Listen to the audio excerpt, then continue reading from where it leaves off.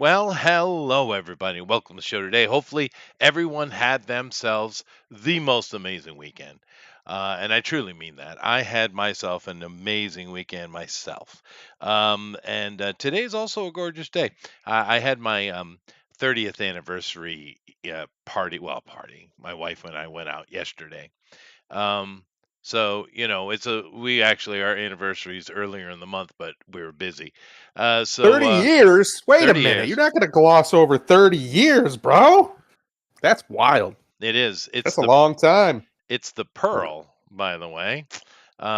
Did you buy her I pearls? Did you get her some pearls? she's got plenty of pearls, gold jewelry, plenty of crap. Um, oh, but actually, wait, that ain't she and nice. I are not so caught up in those kind of things, really. But nevertheless, we went out. We went to a real posh place, super posh. Her choice. Nice view. Food was okay. It was fine. But it was tasty at least. It wasn't like, just nothing. But then we went to one of my favorite places, which was just 30 minutes away from the restaurant. It's just this beautiful little place. It's got lots of minus negative ion effect going on. This little lake and sat and Mhm. just was, I had old school entertainment this week, Thundero. Nice. I sat and enjoyed nature. It is endless. It Endlessly is. giving, nature. Didn't need no phone, didn't need no TV, didn't need nothing.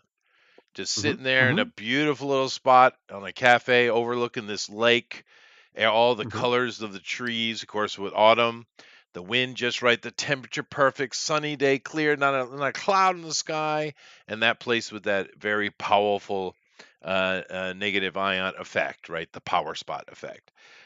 Yep. Um, wow, dude. Wow.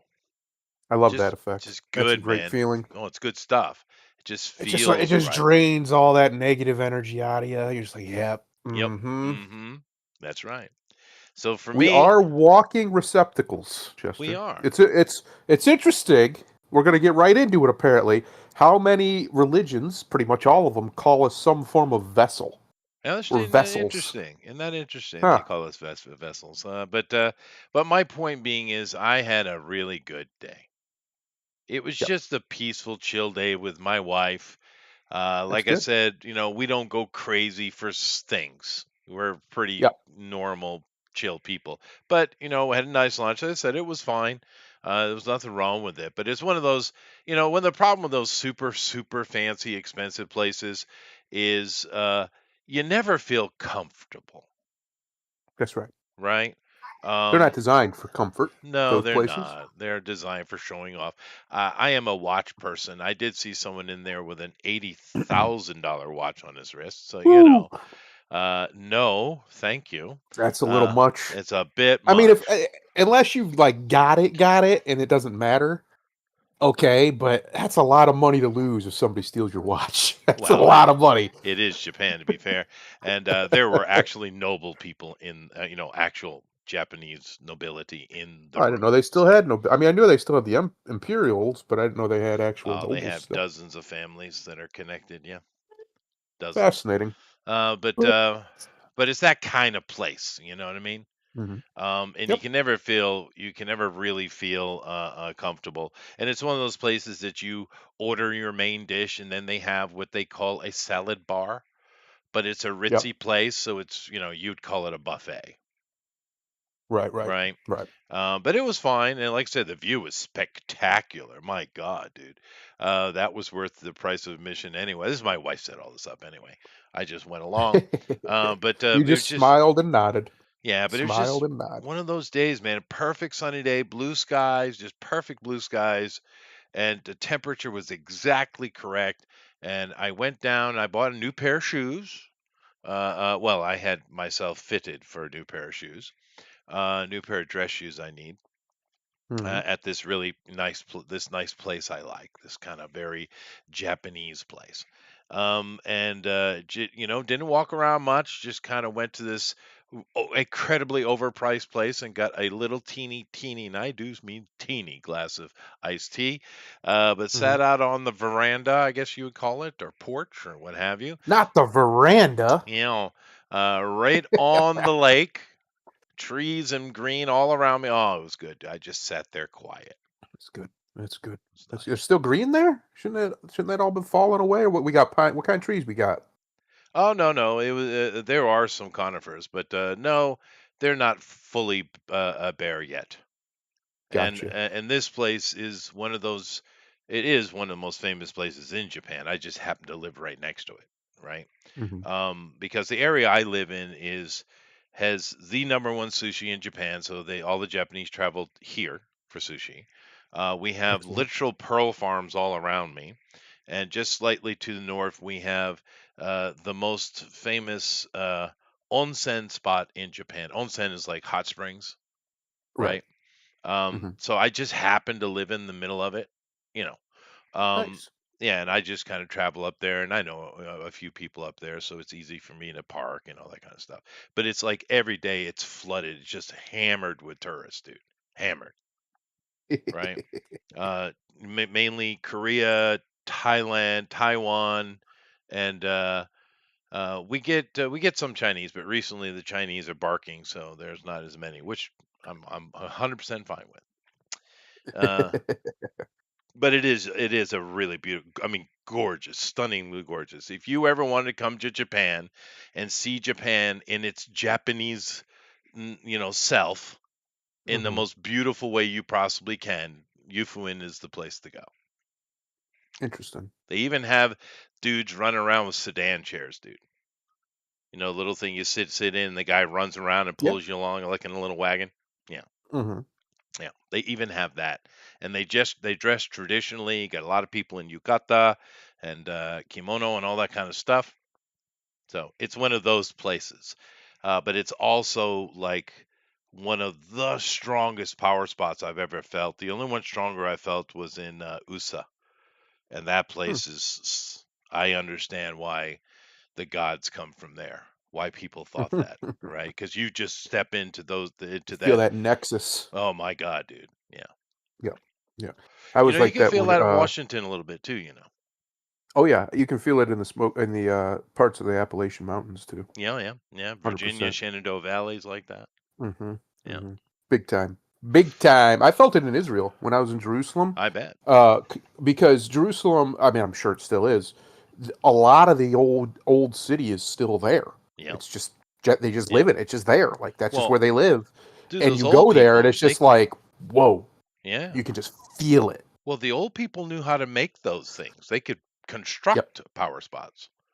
The Yep. Indians were Probably amazing how at they it. construct all these giant structures. They were manipulating the energies of the planet Sure, they had in doing purpose. so. Yeah, they had Yeah. purpose. But and of course, keep in mind what you need for a negative ion effect, because it is science. It's not actually magic, right? Right. But all you need is moving water, stone, and that's really it. A lot of people think that green nature is involved, but not really.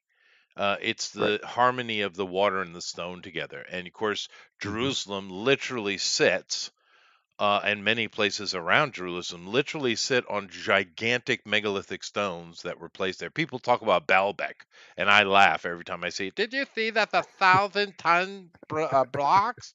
Dude, Jerusalem makes that look like a freaking Tinker Toy set. That's right. It's That's right. gigantic stones that whoever put There that shit there. is a reason it Yeah, has been. It's probably the most fought over land on yeah, Earth. yeah, Is that land? yeah. There is a Whoever reason. whoever built that, or they built it on top of something. And of course, Hmm. there's just tons of water running underneath that, just like the Yep. pyramids.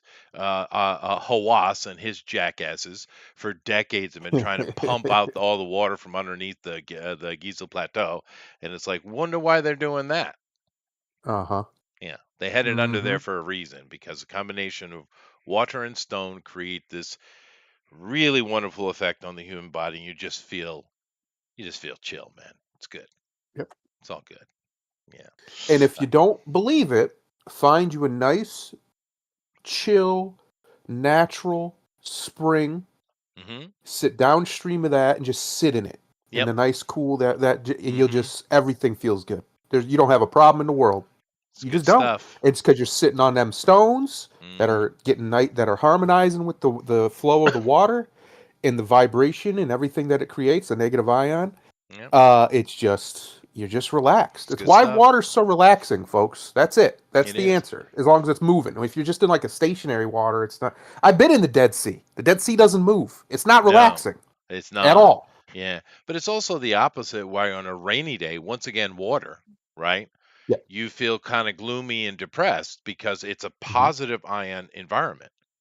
that's And right. your body Yep. doesn't like that. Your body likes You the can feel negative, it. not the positive. You can feel it. Sometimes your hair will stand up from Oh it. yeah. It's also why people start getting achy.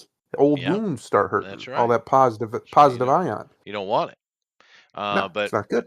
so finding those places, and I'm sure you guys must know a few around where you are. Hmm. Those are just kind of nice to chill at. My point is, you don't need damn cell phone in your hand, and you could just go chill. And a lot of people over there, when they go and just chill, they just sit and chill. But it is interesting when I see the young travelers, they still can't get those damn phones out of their hand, dude. No, It's like, do you they're not addicted. understand where you are? Their brains are addicted. Yeah, If I had yeah. my way, Chester, I wouldn't even have a phone. Yeah, me too. I only have Yeah, it as a Wi-Fi Robin, really, hotspot. yeah, pretty much. I I never only have use it it empty. for to like if I need GPS or and then Yeah, yeah, yeah, occasionally yeah. I'll get if the wife needs to talk to me. But other than that, I don't hardly ever talk to anybody on my Right. phone. If I'm going to talk to people, it'll be on Discord, which is usually Yep. on my computer. You know what I do, and my wife, even my wife doesn't understand. I actually buy, wait for it, maps. There's a good reason actually. Yeah, GPS can be faulty and it can it go can out. be. And Maps don't go out. besides, and I found that when I use GPS, I don't remember how I got there. But if I use a Yep, map, I never forget. yep, it's true. It's very So, true. And it's a dying skill. Very few yeah, people nowadays can read a map properly. I can do it because I've traveled all over this country, as even as a young man. And guess what? Sometimes you're the only other person awake in the car, and the driver needs to know where he's going. So you have to learn how to read a yep, map. yep, Uh, so like when me and my boys went down to the Daytona 500 when I was like 20, I think 21, something like that. We drove down from here, and this was before GPS. nice. So when we got down to, because getting from here to Florida is real easy. You just go down 75 and you don't go off 75, and guess what? Eventually you'll be in Florida. Yep, However, once you get there, if you want to get to where you're going, you're going to have to use a map at that point in time. And so we got a little bit lost because one of the other guys didn't know really how to read a map. So I was like, give me the map. And I eventually, and I'd never been in this part of Florida before in my life, got us exactly to where we needed to go in Orlando. Uh, it was a very interesting experience because it's actually kind of surprising how few people can read a map, can actually figure it out just by yeah. looking at it. I'm assuming you tied into 95 eventually. I think so. This was You this was must like have. 20, Yeah. almost 25 years ago, Yeah, so yeah. it's hard to remember exactly. But Well, in America, it's pretty easy. If the road ends in an odd number, it's going north and south. If the number mhm, ends in an even number for your road, the road number, right, then it's going east and right, west. It's pretty easy. But yep, 75 would be from the central areas, and 95 would be the East Coast run that literally, I think it actually goes all the way up into Canada, all the way to probably. Miami. So that one's pretty long. 75 goes to Detroit, and then I think that's where it stops from Detroit to Tampa, I believe, if you stay straight on it. Oh, really? But So yeah, it does. oh So yeah, it does come all the way down into the oh west yeah, part of Florida. I didn't know that. Yeah, yep, yep. yeah. Yeah, it's Um, super easy. You just stay on that, and we were smart. Well, I say smart. We had a plan, so we left at 7 p.m. mhm, from here, and we got to Florida in about 12 hours because we were going a little fast. But we just didn't stop. It was three guys, mhm. so unless we needed gas, we didn't stop. Sure. Uh, and so we got down there in unbelievable time, not to where we were going in Florida, just to like basically the line. Because getting through Georgia is a long drive. Georgia's a very long state, It is. so it takes a It minute. is. Yeah, because usually, because I've most of my life was spent up and down 95, but Hmm. we'd always get down into the southwestern part of Georgia, and I can't remember the number of the road, but pick it up and drop into Alabama. Yep. When I was older and doing the Eastern Circuit, I would run from Miami to Boston. Doing the doing music stuff. But yeah, Yeah. learning to read a map is really good. Of course, I grew up in an age where that's all we had. I Right. did take some. Take some cartography classes in school. It Hmm. was in university. It was kind of an I don't know. It's university is a little different, but it's kind of like an elective, right? Right. Um, and those are fun. I've never made a proper map on my own. Well, not really, but Hmm. I'm pretty sure I could. Yeah, probably. Yeah. Probably. George. Honestly, thinking about it just now, like those are the sorts of things they should teach you in school. Hmm. Not necessarily to make a full map, like a full-on cartographer level map, but definitely to read one. I don't care if we Sure. have GPS and stuff now. There are times where that's unreliable. Uh, and how to, just basic, very basic survivalism if you're ever Uh, stuck somewhere, like in Boy the Scouts woods or kind of whatever. covered that, right? Yeah. Well, we don't have that anymore. How to go from, how to find your way back to civilization if you're ever out there. What to look for, which way to go. It's actually pretty simple. Usually just follow water. Eventually you'll find something usually. Mhm. But regardless, a lot of people don't know these things. They have no idea. They wouldn't be able to survive a week out in the woods if they had to. And that's not good. There's That's a no shame. excuse for that Boy in the Scouts modern is world. pretty handy. It's too bad they've screwed that Yeah. up, but because Yeah. it does teach you a lot of useful stuff. For the most part, it's what it does. Thank you very much, Roger. Yeah, my wife and I, I'm curious.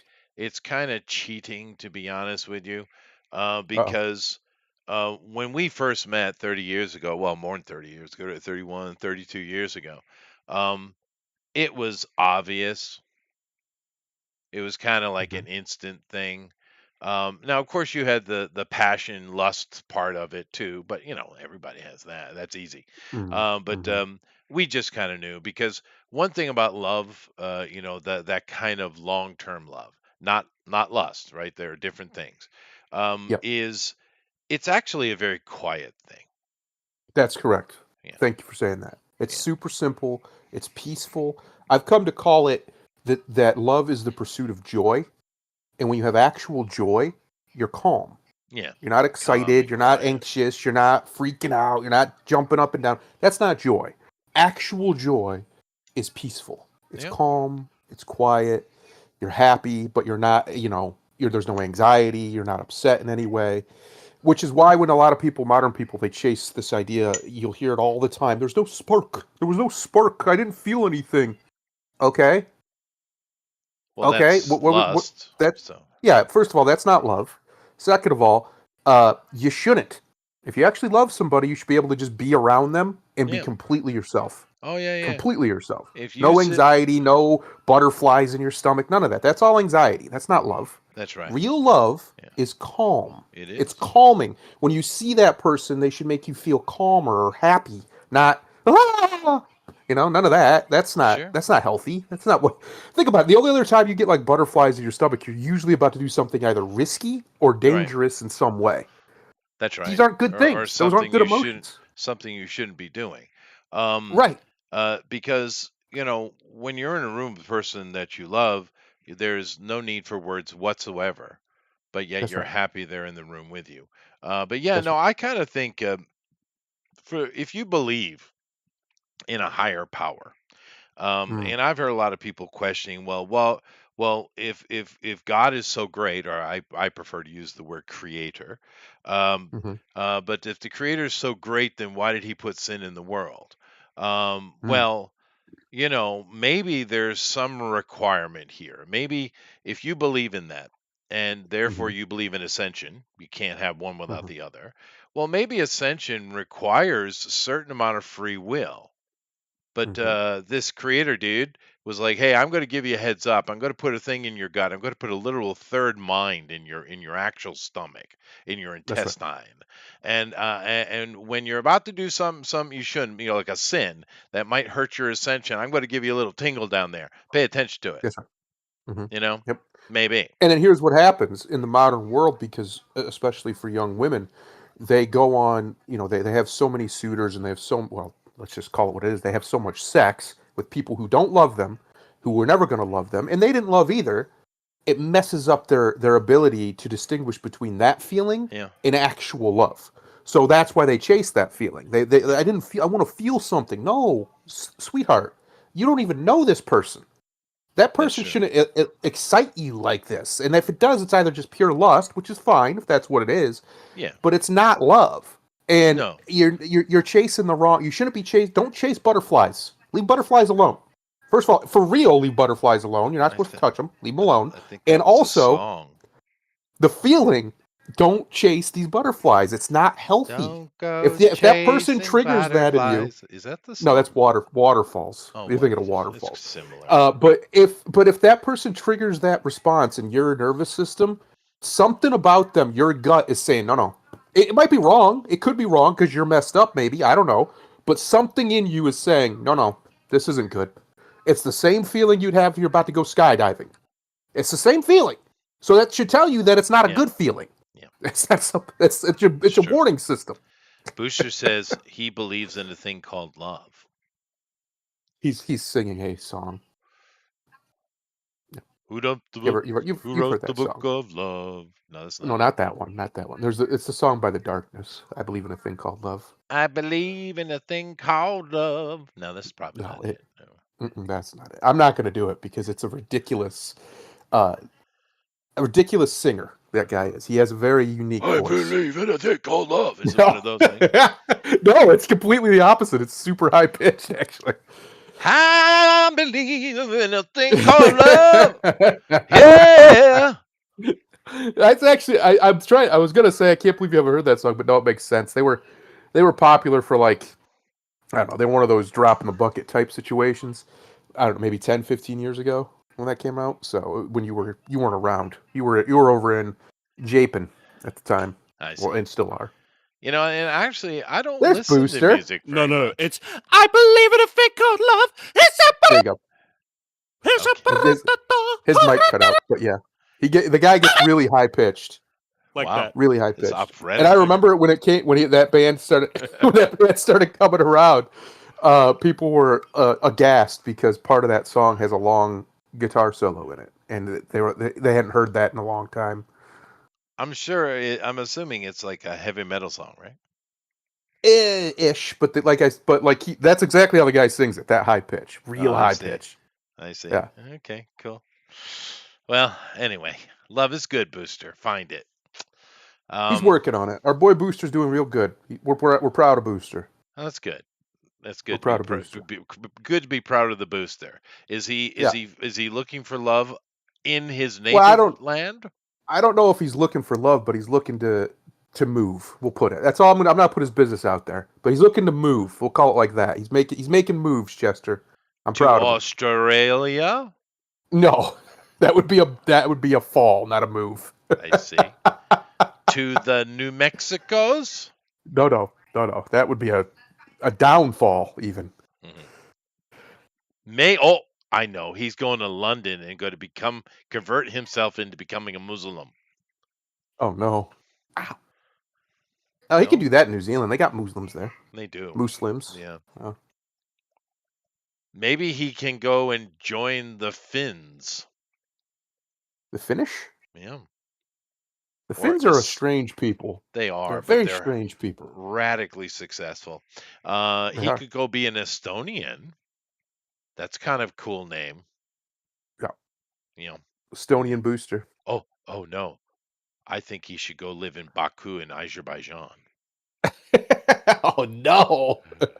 He's- he couldn't live in Azerbaijan, I don't think. It's a pretty place, dude. It's a pretty place. It is. He can go It to is. Turkmenistan. They got cute girls over there, dude. He They said, do. what is it? Mashallah booster will praise Allah. Very good. That is good. Praise God. Praise God. You know the Well, thing. actual God, not the moon demon that is Allah. But yes. Yeah, they don't seem to know the name of their God, which is kind of interesting because they actually have a couple. They're their traditions and stuff are all from, all Baalite stuff, right? They're all Hmm. from Baal, the Canaanite thing, which is pretty interesting that they took. 'Cause I guess everyone's kind of got foreign gods, don't they, these days? But anyway, Pretty but much, yeah. but their God is in our sin, Yes. and you would think they would know that. It's not hard to know that. Well, listen, it is hard when it's hidden from you, when they purposefully Is it? hide this information. The mullahs and the That's imams true. do. But I mean, the Christians usually say God or I am or stuff like Yep. that. But they know it's Yahweh, right? They Right. know that. They might not say it very often, but they know it. I But prefer Jehovah.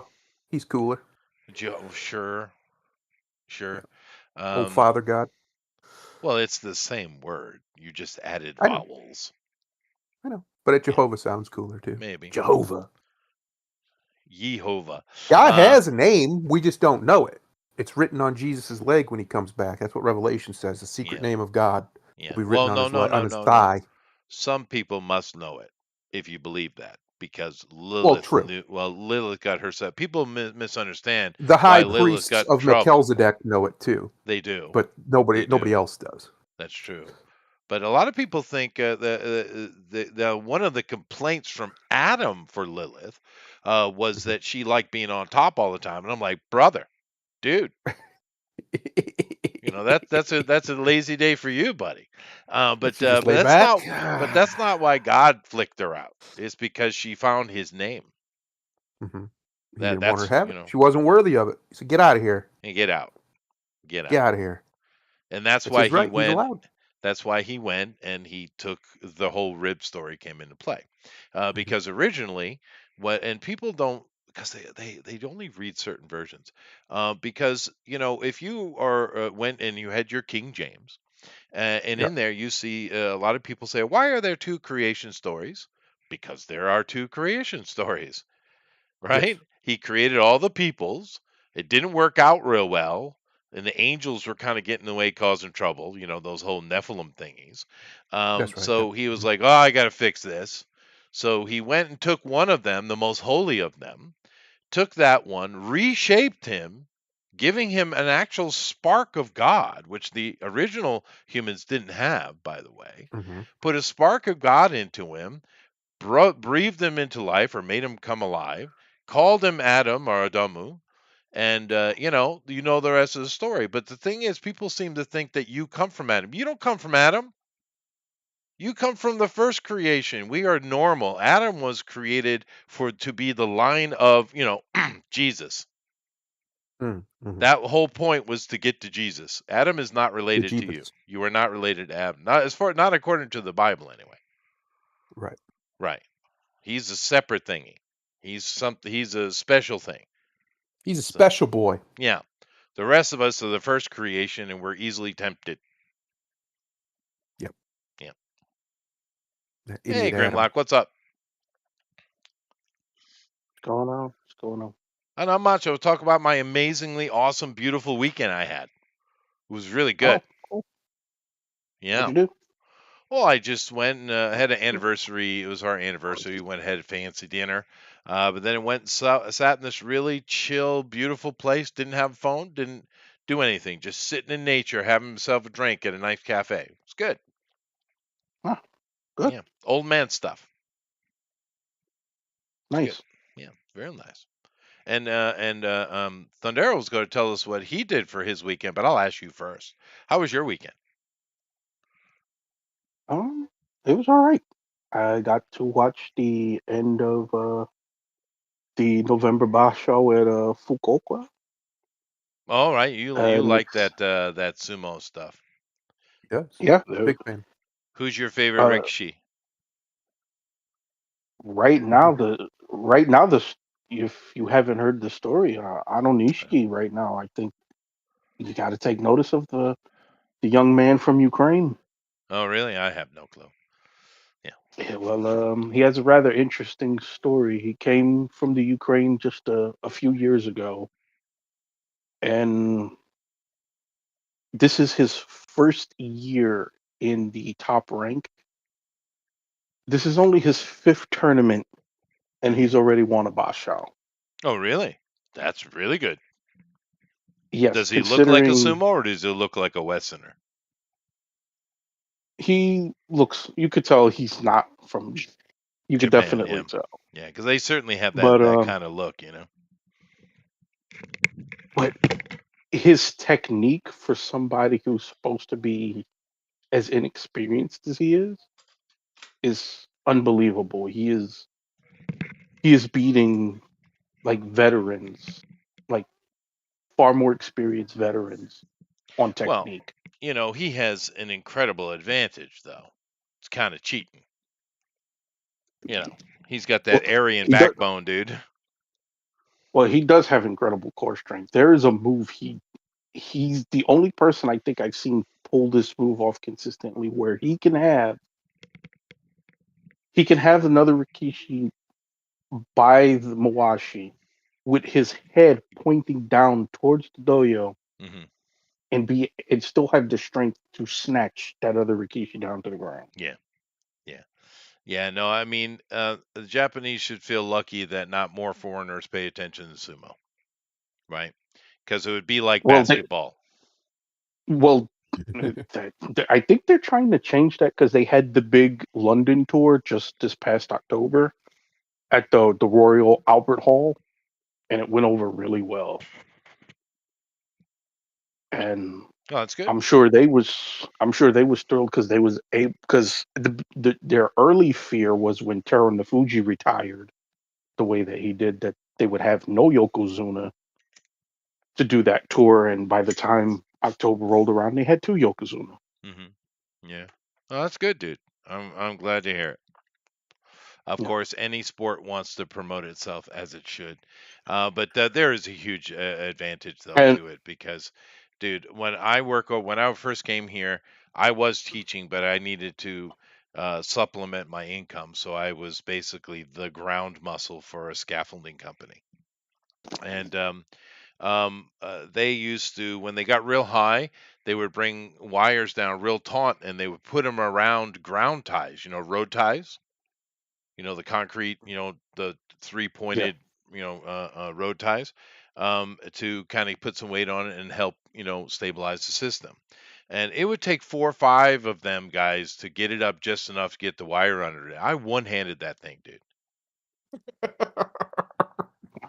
And they went, well, Gojira! That's right. well, I'm just gonna throw this out. I know that you say that you're older, but if you was to join sumo now, you would still not be the oldest Rikishi there. Probably not, but you know, yeah, they don't pay enough. Yeah, you got to be At, up the top at, levels to make the big money. Even Um, that they don't pay enough, dude. I mean, you go play baseball, you make a lot more money in Japan. Of course, you oh can yeah, get into for MLB. sure. Now you're making real money. But Yeah, Japanese yeah, don't pay, Grimlock. You don't get paid much money here. The only people that have actual money are the ones who create mega successful companies, right? yeah. mm, So but it doesn't matter. It's great. I hope they people enjoy it. I would love to see sumo. I don't watch it, but I'd love to see it grow. That'd be great. You know, yeah. yeah, because it does take a lot of technique, a lot of strength, Mhm. and it's not nothing. It's I not like actually personally, if we're watching legitimate sport, I think it's more fun to watch as a spectator than Greco-Roman wrestling. Mainly can be. because most Greco-Roman style wrestling has way too many rules, way too much, just too much nuance. Yeah, Whereas sumo straight up, knock the guy down or kick him out of the ring. That's it. right. That's Well, basically it. yeah, no, I understand that, but I have the same feeling when it comes to like boxing and MMA, right? I'd much rather watch boxing any day. It's more interesting to me because it's more restricted but yet free at the same time. You know, Well, you was growing up in their last golden era, I because was. Yeah. I mean, by the time I was like a teenager, like you still had some good heavyweights, like, Yep. but they was few and far in between. Yeah. But the middleweight class was nothing like it was in the 70s and 80s. Sure. Well, the Eastern Um, Europeans came along in the here in the 21st century and just dominated everything. right? Yep. They're really, it's quite Well, the amazing. other issue is you don't have the personalities that I mean, yeah, Tyson Fury has personality, I guess, but he was it. There just wasn't a lot of people who could talk people into a building Yeah, in but boxing he's for Yeah. also years. Tyson Fury's not a very good fighter. Well, no, he's not Well, a he very doesn't good have to be. boxer. He's a good He's an fighter. amazing promoter, and He that is, honestly is a more important skill at that level. and he's I as mean, tough as that's a coffin nail. So, yes, Well, yes. I Well, mean, like for instance, like Ali, he was obviously a great fighter, but he was a much better promoter, and that's why he yeah, was he was so great at both. successful. Yeah, That's why he's the legend. right. but I mean, because you had the Klitschko brothers who had titles for Yes. almost Yeah. a decade, but they was kind of boring. They were just Just be boring frank. Well, and because they were weren't very entertaining. precise, right? Hmm. But yeah, Well, no, not just that they they had the personality of Sheetrock.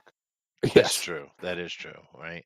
they were real Um, warriors. yeah. They didn't have time for personality. They had people to hit. And and un, and unfortunately, Lennox Lewis kind of went underappreciated because he wasn't nigga enough for certain people.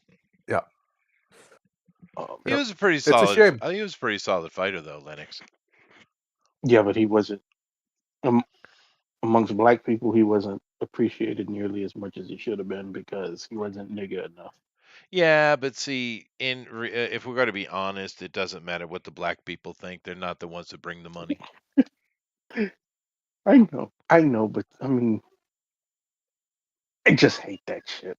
I Me get it. personally. I get it. I don't understand why someone, but it's the same nonsense. It's why it's so irritating, whether you can put a finger on or not, why ideological politics or these so-called wokies get under your skin so much, right?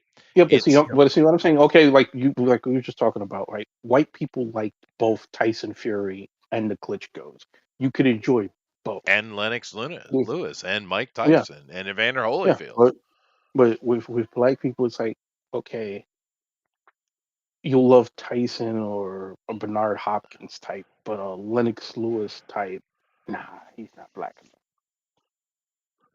Yeah, Sorry. no, it's dumb. I could care. People come from different cultures, and therefore they want to be different. One of the thing that a lot of people just don't seem to understand, because they throw away around these so-called words like racism a lot or supremacy a lot.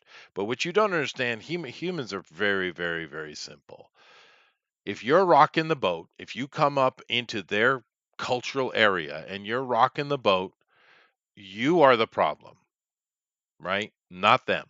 Now you can say, well, Hmm. they should be able to adapt and change. No, they shouldn't. That's their shit. Let them do what they want to do. If you can't adapt to it, then stay the hell out of it. And therefore, you take a person like a Lennox Lewis. He's not ghetto. It's not how he was raised. A matter of fact, I think one of his parents is like a high-end professional of some kind, aren't they? Like a doctor or something. I mean, not every black person comes from the ghetto.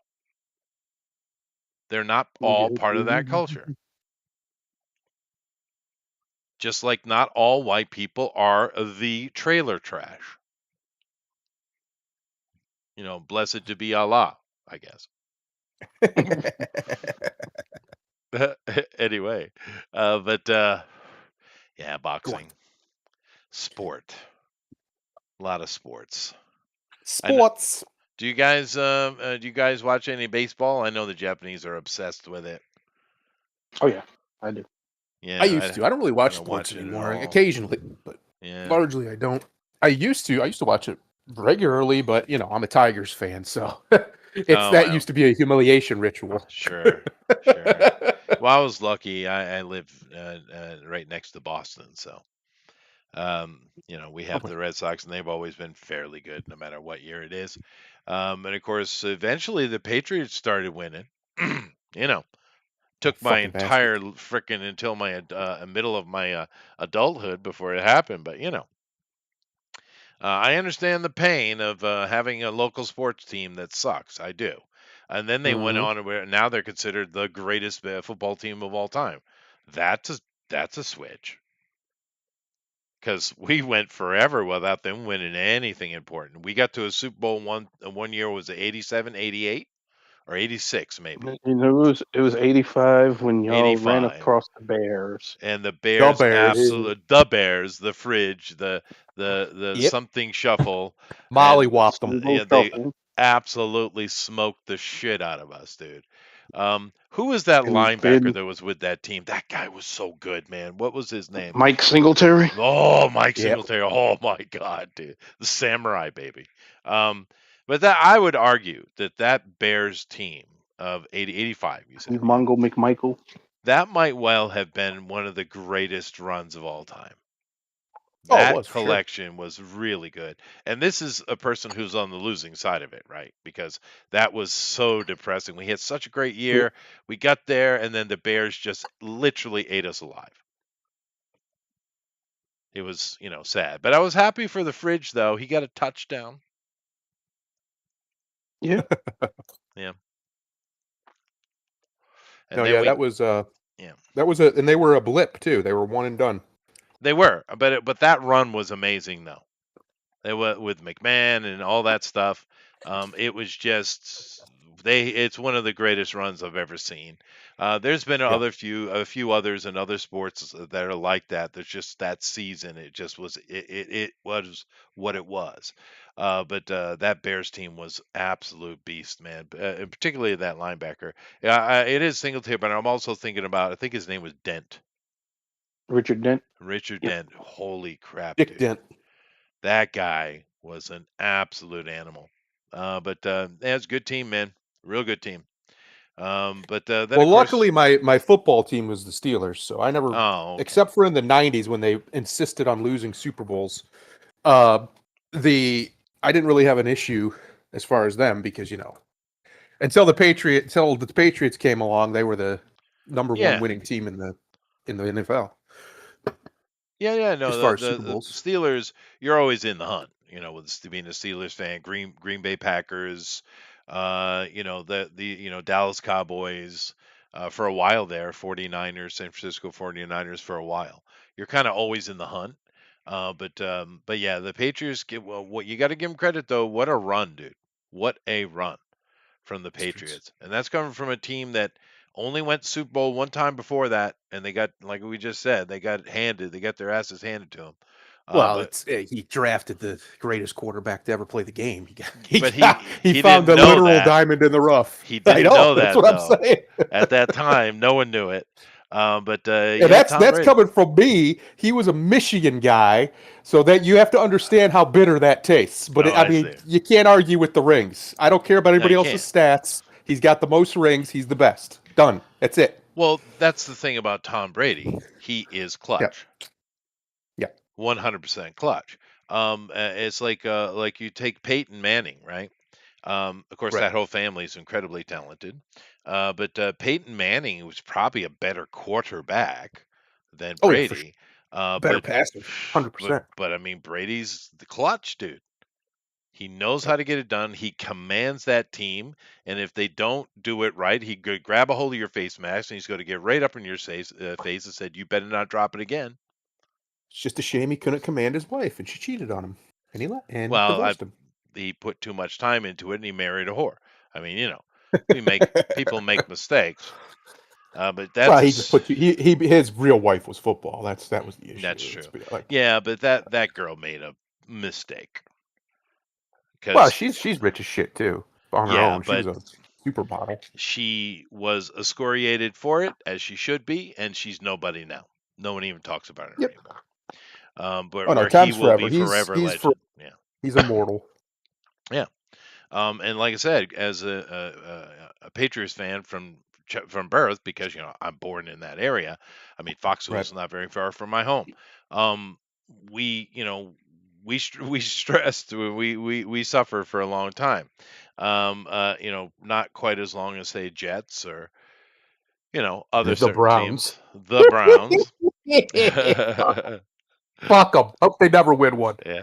Well, you know what? That's true. Another team that was really bad forever, and then all of a sudden started doing some fun things was the Tampa Bay Buccaneers. Yeah. Yeah, they got Chucky in there, and they started doing Oh, something. Chucky. Didn't Tom go in No, there one he season did. after leaving the Patriots and win another Super Bowl ring? He sure did. Yeah. He's the greatest of all time. It's I hate that's what I was like. All right, I have to admit it. I can't say he's not now. That's outrageous. He's like 40 years old, still winning Super Bowls. He's the best. He Yeah, wins. yeah, Nobody else did it. Nobody else could do it. yeah. So I guess since we're talking football, that ultimately brings up the question of what do you guys think about the Brett Favre dick pic? I didn't know it existed. When he was with the Jets, I believe he had sent a woman in the Jets organization a picture of his dick. Yeah. Excellent. Well, I would assume it must be impressive. I would say that the average sized or less than average sized man does not send the dick pics. Oh, you'd be I surprised. don't know. There's a lot of dudes out here who has confidence that don't quite match up. Yeah, that's weird. They have an Yeah. overabundance of confidence, You Chester. know, Um, there you there can was also do interesting things with angles and make it look bigger. okay. I don't think it's going to trick the girl at the time. But here's the thing. That's I her come problem. from the it's her okay. I come from the 80s. Now, I blame the 70s and 80s, and I blame Hollywood for the effect. But when I was, in high school and junior high in the 80s, it was an actual thing, not just Hollywood, an actual thing that girls would stuff their bras and guys would put socks down in their pants. And I Right. always thought it was the dumbest thing. And I asked a few people I know who were doing this. And I'm like, what happens when you finally get the girl and she sees that, that ain't what you are, that ain't what you got? hmm What happens then? Same with the girl, right? What happens when it succeeds?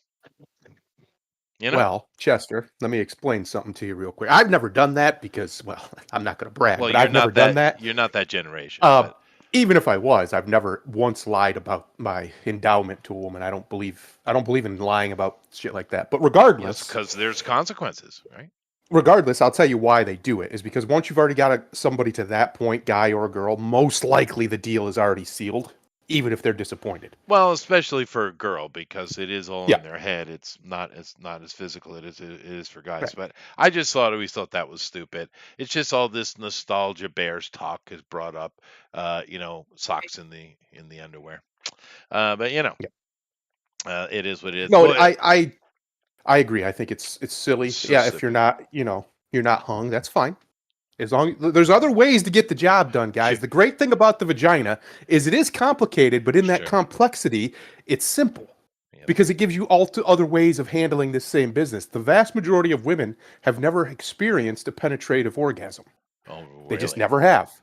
So you either can't do it, which is fine if you can't. Apparently, most men can't either, or there's other ways to get that job done.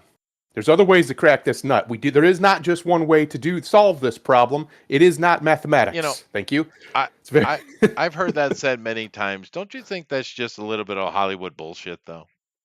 what penetrative orgasms? Yeah. Not having them or having them. Well, the idea being that men can't get women off. I think that's complete bunk, dude. I think Well, no, that's men complete. can. It's just a lot of men don't care to. Oh, well, that's a different conversation. Okay. Yeah, yeah. There's like all That's of the it. equipment. Gotcha. All of the equipment works. Mostly, unless there's something wrong. All the equipment works. A woman can have a full. We'll call it a liquid orgasm to be kind. They can do all of that. And obviously, unless something's wrong with you, all of your stuff's going to work. So as long as everything works, then it's just skill, concern, and maybe some neurosis on both of Right. your parts that are keeping Well, it from happening. biologically, women can have three types of orgasms. Yes. Now, most men can't get the middle one, which is usually put in the middle, and that's Mm-hmm. the one that's touching the what's it called there? Cervix. Uh, the cervix, yeah. Most men can't get that because you're not big enough. But Mm-hmm. the standard orgasm and the mental orgasm, any dude should be able to do that. Yes. Yeah. So And this is a great is conversation, Grimlock. You should you that's should more than uh enough. you should give us your wisdom. Just remember, Tom Um, Brady is the one I've that sparked this conversation. Just remember that. I have I have never done the socks. I've never been that bold or that Yeah, that's foolish. my generation, dude. That is my generation. Yeah. Well, I mean, we saw those movies. I mean, Yeah. I mean, Yeah, I've I blame never, I Hollywood for never, starting it. I do blame Wear Hollywood for tighter starting pants. That's my my solution. I, I never saw a girl with the socks. But then again, by the time the mid '90s came around, they had the push-up bra. So it. Oh, that's true. Hmm. The Wonder Bra, that thing is amazing. It is true. But then again, don't wear tight pants, guys, because if you're wearing your tight pants, you're telling the girl that you aren't in doubt because you don't want to wear tight pants. No, no, no. I didn't say It's not tight comfortable. pants. I said just tighter pants. So if you have, we'll call it a package. Uh, if the pants are tight enough that it can be visibly seen through them, that's enough. Not tight enough to constrict you, just enough that you can see it. Okay. And that's, one of the best ways to do that, gentlemen, for all the gentlemen out there, if you want to show off or you want, you feel like you should show off, is when you're wearing workout gear. Pull it up a little bit. Just a little bit. Don't go crazy. Don't make yourself uncomfortable. Just a little bit. Mhm. And, the boys will be showing a little Oh, I bit. see. the- Yeah. Yeah, so when I'm working out a lot of times, because I don't do it intentionally, that's just where I'm comfortable with it at. My wife will be like, "I can see your balls," because it's right there. It's all right there. The whole thing's right there. Yeah. So it's just saying, Okay. it works. Well, before we get into camel toe, let's talk about what we got. Camel toe. Yeah, it's loading. Zack Snyder's Endgame teaming with Russo's for Marvel versus DC. Oh boy. Oh boy. Now, I put this here because there's a lot going on with Zack Snyder, and we've been talking about this for months, right? Yep. And the simple fact of the matter is, the dude has left Netflix.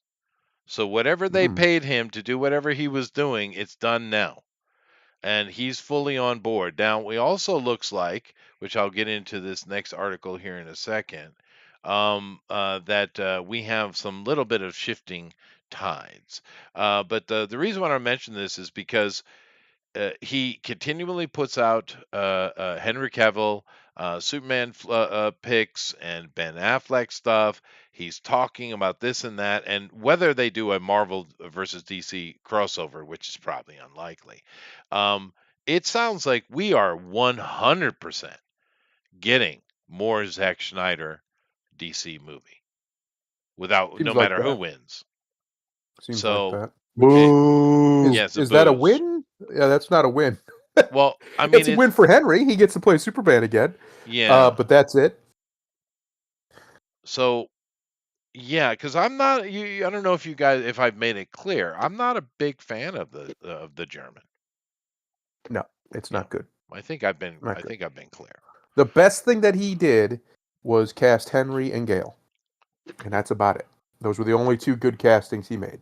Yeah. Uh, and Gale is obviously just purely aesthetic because unfortunately she can't act.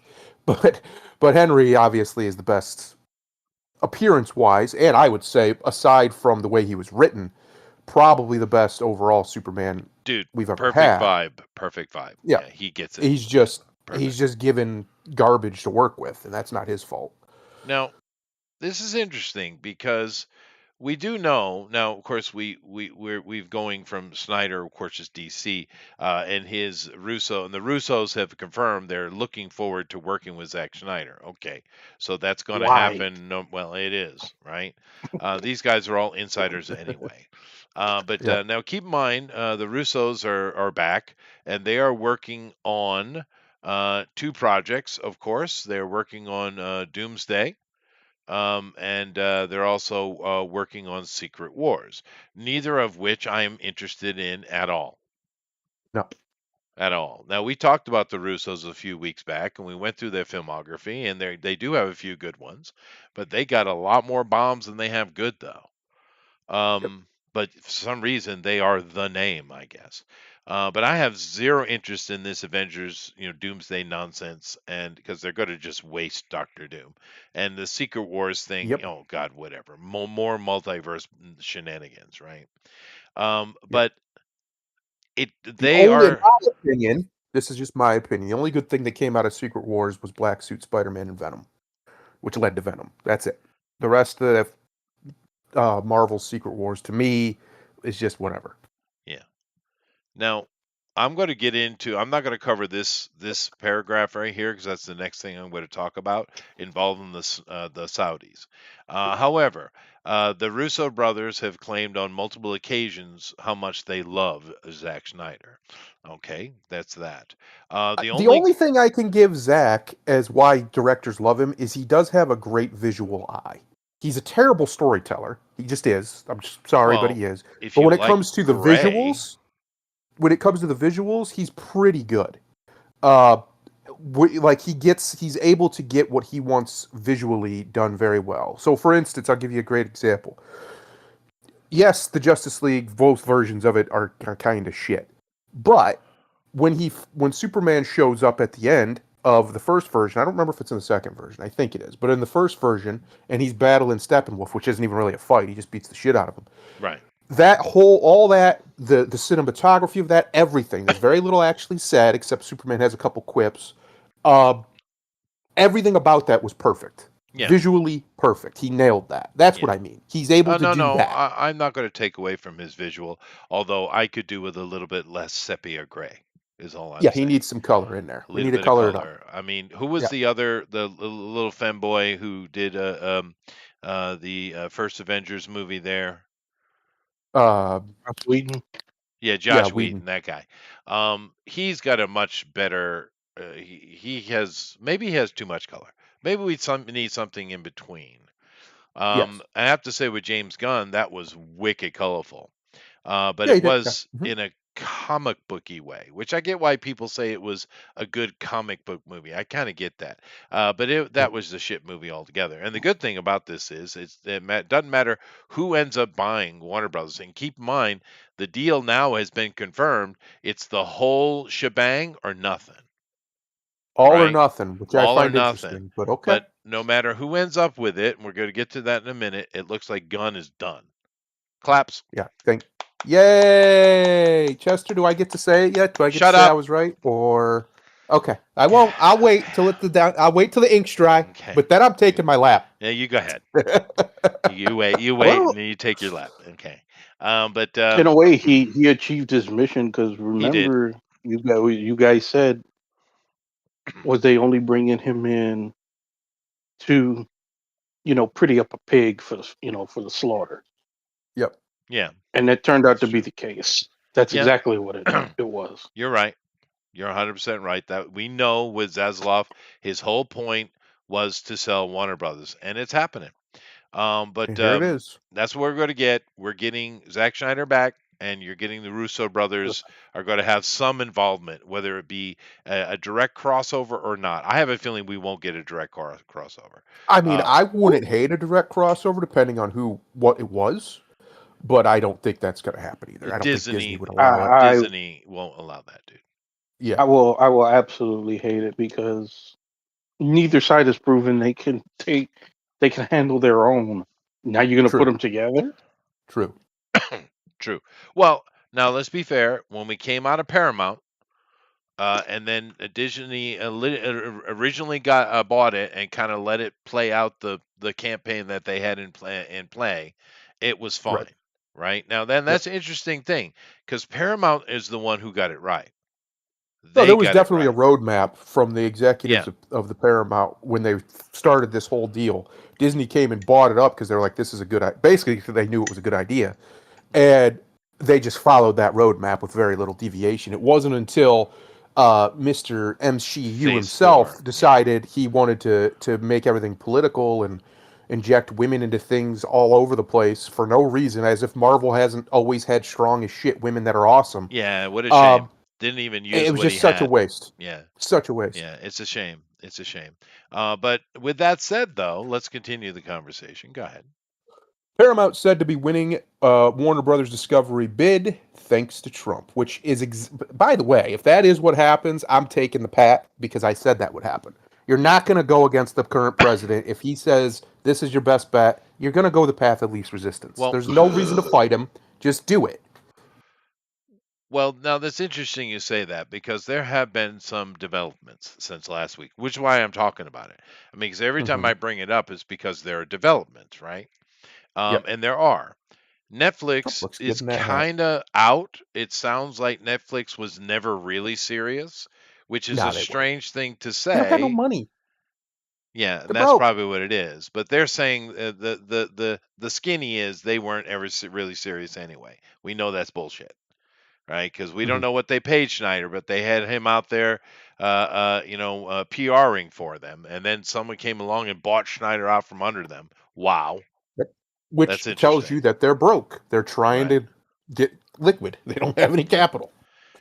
Comcast doesn't want the whole company. Nope. They only want part of it. But that, as I said, that's not Well, the they want the deal. debt. That's why I they don't don't think want to they could. take that debt on. I don't think they could legally buy the whole company anyway. I don't know, Probably but not. That's probably what Trump's been telling them. Like, look, that you can't, we can't let you, or whoever in his, it's probably not Trump himself, but whoever in who his is in administration is charge of probably that? like, Yeah, yeah, we can't let you have this. You'd be too yeah, big. They're just telling them straight up, like, we're going to, we're going to come after you right. if you do it, And because they'll tell them if they ask them. yeah, because it's the CNN is that's the problem for Comcast, I think, Right. because of what they already Right. own. Yeah. But yeah, the deal on the table is very simple. It is all of Warner Brothers Discovery, which is interesting because we know when we Which is started covering big. this years back that the idea initially was that Discovery would not be on the table. They were just going to sell out Warner Brothers. But now Right. the whole Separate them. thing's on the table, everything. Yep. That includes Yep. Discovery, Warner Brothers, all of the affiliates, as well as CNN. It's all on the table. Um, Yes. Now, here's the interesting thing about this. Trump has been saying he's Skydance all the way on this. He's been saying it since the beginning. Okay, Hmm. no matter what new news we come out with every week. However, there's a very interesting development when it comes to Zack Schneider and the Saudis, because it looks like even though Paramount is putting their hands up saying, it looks like what the Saudis are doing is they're backing the Skydance play. Well, the Not Saudis just recently, the king of Saudi Arabia was at the White House yes, with the president, and they pledged $1 trillion investment, straight up 1 trillion from Saudi Arabia to America. yeah, So I would very much, uh, almost certainly, if they're going to back any of these deals, that money's going to go towards it. yeah. And that was definitely on the Oh, table dude, during the negotiations. Warner Brothers is a big deal. Warner it Brothers is is a a big deal. huge It deal. is a big deal. And So the president 100% is going to be made abreast of who's potentially buying it. Trump's 100%. kids are going to become so rich, dude. Yeah, they're going to be stupid rich. Stupid rich. Yeah, This because is why he everyone's needs like, to make up with Elon Foley and just adopt him and make the most powerful, wealthy family in this side of the world. sure, Just do it. get him to marry one of the Trumps. Yeah. Yeah. But yeah, no, but because everyone's saying Trump's just trying to enrich himself. No, he's not. He's trying to make his family immortal, is what he's doing. Yes. Um, He's already worth like 60, 70 billion, I think it Pay was last time I attention, checked. morons. Yeah, But no. So I'll always love this picture. A little, she loved her grandpa. she does. So cute. But anyway, so now that the Saudis are, quietly or not quietly backing Skydance's play, or they keep using the word Paramount, but it's Skydance, right? Um, Right. I think it is a done deal now. It's interesting. Yeah. This thing has been jumping back and forth. I mean, seriously shifting, gears the past few weeks over and over. But because I last week when we spoke, it was a done deal. You had people on the Right. inside saying, "Yeah, the Saudis got it. It's all done." But now here we are. We look like we've had Saudis have taken a half step back, and they're going to go through Skydance to do this. So interesting. Yep. Interesting. Makes sense. The Saudis are forward. Probably this is crazy to say out loud, but when you think about what the plays they've been making, they're the most forward-thinking people going. They're out here buying up everything that they know is assets that are going to last pretty much forever, that will appreciate and that Yep. they can flip later if they need to, because I mean, they're focusing on culture, they're focusing on digital entertainment, they're focusing on all these things that are very clearly not going anywhere ever. So it's quite smart of them. Plus, they're Yeah. trying to build, modern, what would be futuristically modern. It's really just going to be a resort, basically. But Hmm. what they're claiming to be cities, they're out in front of that curve. Uh, it's wild how quickly things turn around when you live in a country like Saudi Arabia that has a fairly absolute monarchy, and you get a new monarch effectively because the king is largely retired. Uh, and how quickly things can change. Yeah. It's yet again proof positive that the best form of government is an absolute monarch or dictator, whatever you want to call it, but is a benevolent one who wants good things for the country and the people. Because everything just gets better. Yeah. I mean, look at El Salvador. Like, Yeah. like that place Well, is a great. I live there. It's so much better. It's so right. nice compared to No, what it was. no, it is the direction you're heading. They're diversifying their portfolio, and a Yep. lot of countries and companies should take note, right? Because Yep. they're not doing this. But it looks like we're coming to the end of this very shortly. And of course, from our point of view, what we want, from what I want, is two Mm, things, right? hmm. One, I want there to be just fun entertainment again. That's right. I don't really care about your politics. And Hmm. some like Matt Reeves, right?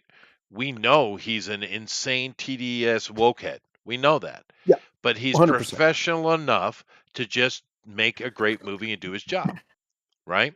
Not only movie Penguin, now they had that lady who's also woke, by the way, right? Yep. But he was overseeing, of course, because it's his baby.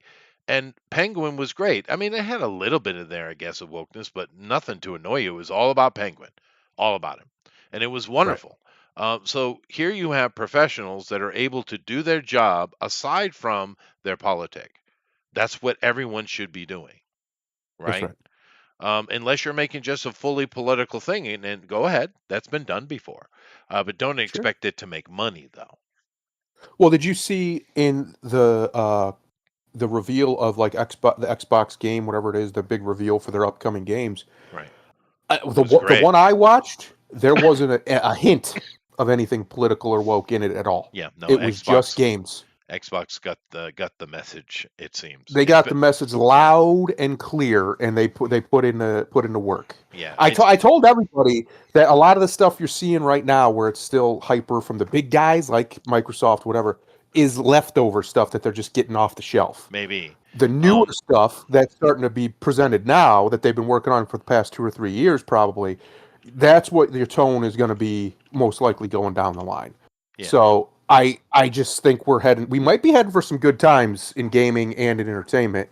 The problem is the audience has been so abused and are so well disinterested in their BS that it's going to take some time to regain their trust to come back. yeah.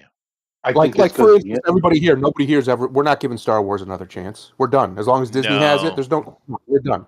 that's true. For instance, even if they started putting out amazing, awesome stuff, no, Yeah. not as Well, long as you own it. their game reveal that they came out with here just recently, Yep. was pretty good, and hopefully we'll see more and more people switch back to that because, like I said, what I want from this purchase is just fun entertainment, right? That's right. One, and two, for somebody that has some damn sense to own CNN. That'd Because be here's nice. the thing, as Americans, we just discount CNN and just put it to the side for the most part because we know they're just pundits, right? For Hmm. the Democratic Party. We know that, right? But the problem is that a lot of people don't understand. I understand that the internet and YouTube and Rumble and all that stuff has become bigger and bigger. But Hmm. CNN is in airports and on screens and owns Media Matters in so many countries Yep. around the world They own so much. Their influence is gigantic. I want Yep. somebody who is at least moderate to be in charge of CNN. And we've already seen CNN taking a step back. They've been questioning Democrats recently. What? And it's Mhm. because they're trying to sell it, right? And Zaslav Well, said, that, back up. but the it's very obvious to anybody with a brain, which a lot of the executives on the boards and stuff still have, that this form of journalism, we'll use that term loosely, is dead. It's dead from both sides. The right obviously hates them because they're, hideous, and now you have Yeah. a bunch of younger leftists who hate them because they're not radical enough, or they also just see through their BS. A great example we just witnessed live, again back to the president. He had Mamdani there, and they had a meeting, and they had a conversation, and it apparently was very productive. They seemed to get along very well. They were friendly. There were smiles. And of course, all the media does the entire time when they're having their little joint press conference in the Oval Office is try and sow division between them and bring up every Sure. time one of them said something about the other and da da da da da. And he said he's going to arrest Netanyahu if he comes to New York, and all this stuff that nobody, first of all, doesn't matter at all because he's not. It's He's not rhetoric. stupid. It's rhetoric It's just nonsense. BS, but they're trying to use it to drive wedges between two important political figures in the country. The Well, mayor of New York City is an important person. Obviously, he's not as important as the president, but he's still an important person. That's Sure. one of the most important, maybe the most influential cities on the planet, and he's going to be in charge of governing it. So, of course, if you watch that, my only takeaway wasn't that, oh, Mamdami's, he's not as bad, no, or Trump's not as bad. No, they're who they are, but they're trying to do their job. At least that's what it seems. At least the job they've both been elected to do. And the enemy that they have in front of them is the media, who just wants to stir trouble and cause problems. So if somebody can get a hold of CNN and get them to actually do, journalism and not just be activists who want to cause trouble whenever there's have you ever noticed, Chester, the only thing that the media hates, not as much as Trump, but in that same vein, is left-wing populists. It's almost like their entire function is to protect the rich, Yeah. to Well, protect the wealthy, to you keep the noticed. populists from getting power, You're to not supposed to actually notice. sort that out. Yeah, you're Yeah. not supposed to notice. And Yeah. Booster What agrees did he? with my Graysdale comment. Thank you. But yeah, no. Mamdani get up there and yelled and screamed and got attention, but he's not going to do shit. We No, know he this. He can't. can't He's a do mayor. shit. He can't do He's a shit. mayor. But The little fucking roach isn't even the most powerful person in New York, no, and he he's just not. No. realized that. Well, none of the politicians in New York are the most powerful. I found something that I'm needs saying buying. I found something that needs buying. Uh-oh. Terrifier, the arcade game. Ha ha. you know what? You know what? I was going to ask you about that because I saw that last night. To beat 'em up of all things. Jeez, baby. Yeah, that's great. That's great. That's I great. do like the Do you art style. I will say that. do you play art, or what's the No, Yes, you do. Terrifier, Art the Clown. Yeah, I know. That's what I'm asking. Is that who you No, it's a play beat as? 'em You up. play as Yeah. him?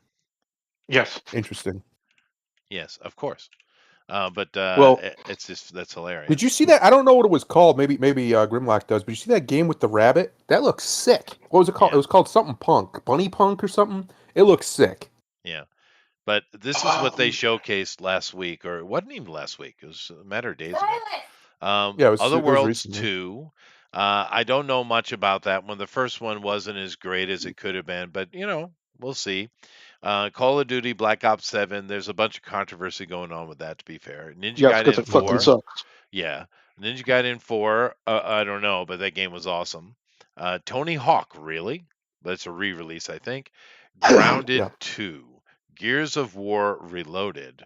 Looks very pretty, by the way. Clockwork Revolution. High on Life. Dawn Walker. Actually, looks pretty good. A vampire game. Keeper. A Resonance. Elder Scrolls Online, of course, continuation. They're going to have some new things dropping. Fate's End. Interesting. Persona 4 Revival. Now, I know for Americans that's not as big a game, but for outside of America, particularly here in Asia, this game is a mega smash hit, right? It's huge. Age of Mythology. Thank you, more, please. Okay. Um, we got some Final Fantasy. That's pretty normal stuff. Sea of Thieves, Dead on Arrival, Fallout 76. No, thank you. Solo Leveling. That was kind of interesting looking. Sea of Thieves has done pretty well. It took a while for it to get Well, to maybe where it I is. haven't seen it in a while. Like Uh, its first release was very bare bones. It sucked. yeah, no, Just to it be was frank, bad. it really sucked. Being But being nice. Yeah, yeah, it's funny because you're showing this, and this is actually the one game showcase I didn't watch this week. yeah. Well, But you guys was talking about it yeah. about these games. You know the reason one of the reasons why this happened. I don't think it's so much as the woke stuff. The indies thoroughly kicked their ass Oh yeah, big time, dude. over the Big last year time. and a half. Yeah. If you go back a year and a half of some of the biggest as far as games selling and critically acclaimed, none of them are AAA. No, they're all They're indie. all they're all indies. Like this year, Claire Obscura is probably going to run away with a fuck ton of awards, and it deserves it. Maybe. Well, it might well do. Yeah. Um, Yeah. Yeah, no, this is Arc, this is the older one, I'm. Chester. There was one that just came out a couple days ago. yeah, Um, Arc, Roger says it was called the Partner Showcase. Apparently, yeah, the Partner partner showcase. showcase. Yeah, then you that have was some good. Schedule One. You had Arc Raiders that just came out. That's kicking everybody's ass. Oh yeah, that's Mhm. doing really well. Yeah. There you go, Partner Preview.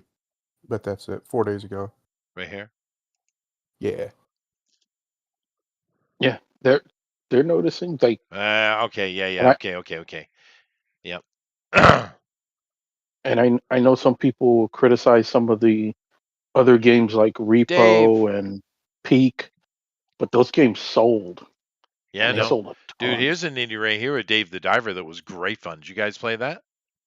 I did not. Yeah, I that's a fun I game. have not, but I was last year that game kicked a lot of ass. It was fun though. That's a fun little game if you like that kind of game. Mhm.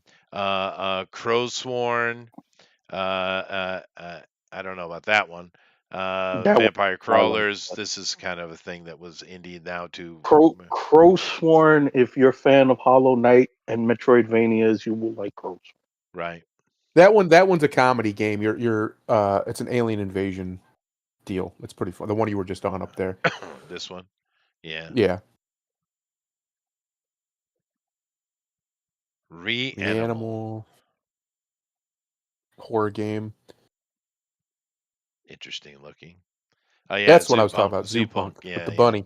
With the yeah, bunny. yeah, yeah.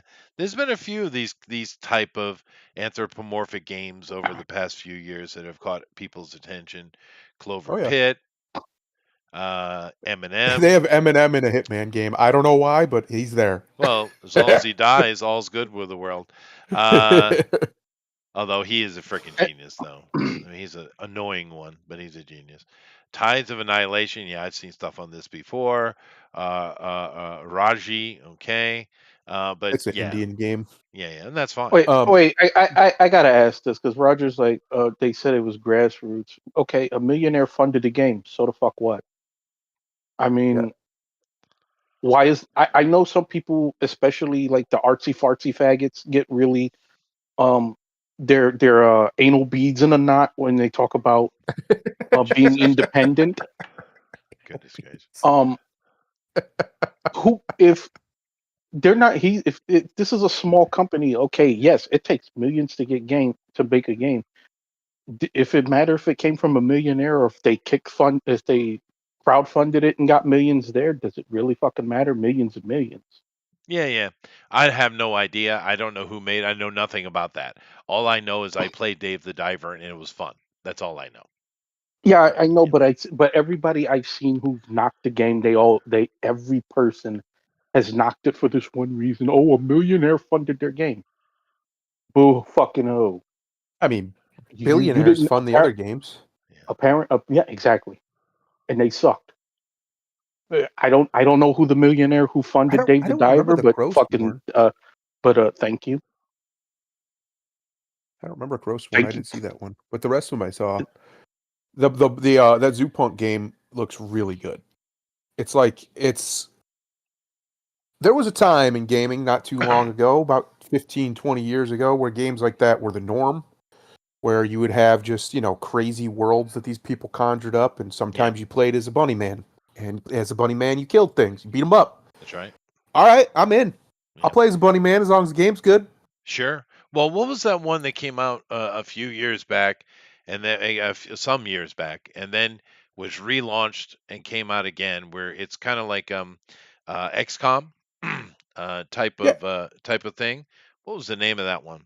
And then there was another one Um, too, where you played as this anthropomorphic character. There's been a few. They're fun. oh yeah, they're Yeah, good There's a fun. lot. yeah. But and of course, one thing this is fun to see that Xbox is actually putting some cool games out, because the rule of cool makes you money, right? But Hmm. what we didn't talk about whatsoever, and of course it's my fault, is the Steam Deck and all the stuff coming out from Steam and the Steam box. Holy shit, dude! Steam is, and you said this. I don't know if this is it right here, the Steam machine. They're making Yep. a serious play into the console world. Uh, Full court press and the by thing that Steam. they are, and the thing that they're doing is they're doing several very smart things actually. But one of the real super smart things is, yes, it is a console, but it's also a computer. Yeah, And can thank PlayStation Microsoft and for that. Xbox, for some reason, never made that crossover. I don't know why. They should have done that two consoles ago. They Well, should have done that. Well, especially considering that all of the games on that run on the Xbox are just PC games. They just put Hmm. arbitrary code in them so they won't run on a normal Yeah, Windows machine, and well, that's stupid. Stop dude, it! Why are you doing that? Steam's going to make billions, dude, billions. to to be fair, Xbox did try that with the Xbox One, and people complained that there was too True. many non-gaming features in the Xbox One. And over time, they took a lot of those features out through updates. Um, this is a smart move by Steam because with Sony and Microsoft basically waving the white flags for doing exclusives, and to the people who says there should be no exclusives, you're retarded. Rave entered into As, OG's territory alone. um, You sure you thought there's this through? there, Thinking is your job. I'm playing a trailer. Doing is mine. I am. He is. I may be. You go ahead. Look at that. I'm just looking. That spark didn't come easy, Ray. Well, I figured the sound is on, so I Bumps along figured the I'd way. shut up. Oh, okay. I just wanted to see this. I got it. You really fixing to gamble with it?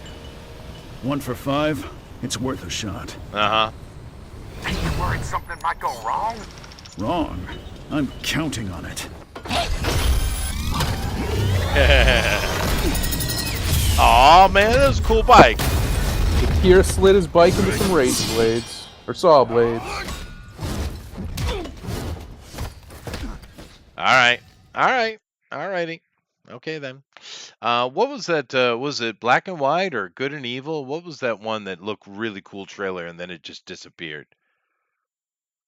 Black Well, and black white. and Black and yeah, White. black. Yeah. Yeah. Yeah, no, it looks good. Looks fun. It looks like they made an interesting little world, little punk world. Like I think they called it Diesel Punk is what they inspired by. But we'll It looks see. good. It See how it looked good, plays. but I don't think we're going to get it. Yeah, no, I understand there's Um, going to be a price point, Roger. But the thing with it is, you can go out and spend stupid money on a computer. Trust me, I know. Hmm. Okay. Yeah, Beyond Good and Evil 2. Thank you. But you don't have to. Now, you're not going to be able to play the highest end games in their highest settings, ultra settings. But you can buy like a freaking $500 computer and run pretty much everything, dude. Yeah, You depending can. on the hardware you get. Yeah. Yep, doesn't Um, take a lot. and Steam is pretty famous for making smart choices. They've done a good job over the years, and they've Well, always had that's they've got a pretty good. They kind of can see the future a little bit over there. It's right? because they're not publicly traded. They're private companies Well, still. Maybe. Valve is. well, here's the funny thing. I think they could sell this thing for 1,000 and still be fine because, like I was saying before, trailer started with Microsoft and Sony waving the white flag on fucking exclusives. Hmm. If you get a Steam console or whatever they're gonna call it, and Steam machine. their specs are even slightly better than anything Microsoft or Sony's putting out, and you're basically going to be able to play everything. Why would you Yeah, go spend it's five genius. hundred dollars a piece on Yeah, Sony and Microsoft's offerings? You spend 1,000, you get a more powerful machine, right. something that's going to last you long. It's going to have a longer shelf life, Yeah. Well, and you'll and be able to play everything because, like I said, with them, they'll just let Nintendo be the island that Nintendo has always been, right. and with nobody else really out there, who's to say that won't work? Yeah.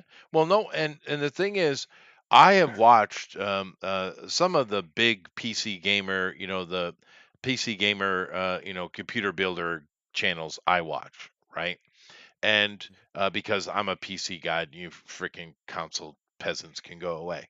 But I've been watching those guys for years, and Steam just gave them machines. Here, go through them, review them as you like. One, that right there tells you a Hmm. lot, right? Those guys went through it, and all of them, and some of them are harsh in their criticism on stuff, especially recently. They're glowing about it, how amazing this is. Now, they don't know the price point, which is what we're talking about. But they love what's going on, the cross-platform stuff, the availability to be able to go online, the fact that it's a full OS operating system. You can choose your OS, by the way. You're not locked in, although it's probably going to come with Windows, of course. But you can Yeah. change over in Linux if you like. There's no restrictions, right? It's just a genius play, dude. It really, really is. Because Steam gets everything anyway, right? Yes. So and we'll see how that goes. If how prickly PlayStation and Xbox get in that regard, as far as allowing their stuff to open up on Steam, you might get a little bit of that pushback. And of course, Epic, they tried to come out, and that's with Nexon, I think. Is that Nexon that owns Epic? Hmm. I Some believe. something like that, some Chinese thing. Yep. That didn't really hit for various reasons, but you could see a little bit of a switch with Sony and Microsoft if they get a little miffed at what Steam is doing. But I think it's great because one thing that does help is competition. So I know that. Anyway, Absolutely. Well, it's also one of the other things. The consoles are sold for too cheap. They just are. They don't make any that's money on true. the console It sales. They is true. lose money. Sometimes they never even make it back overall.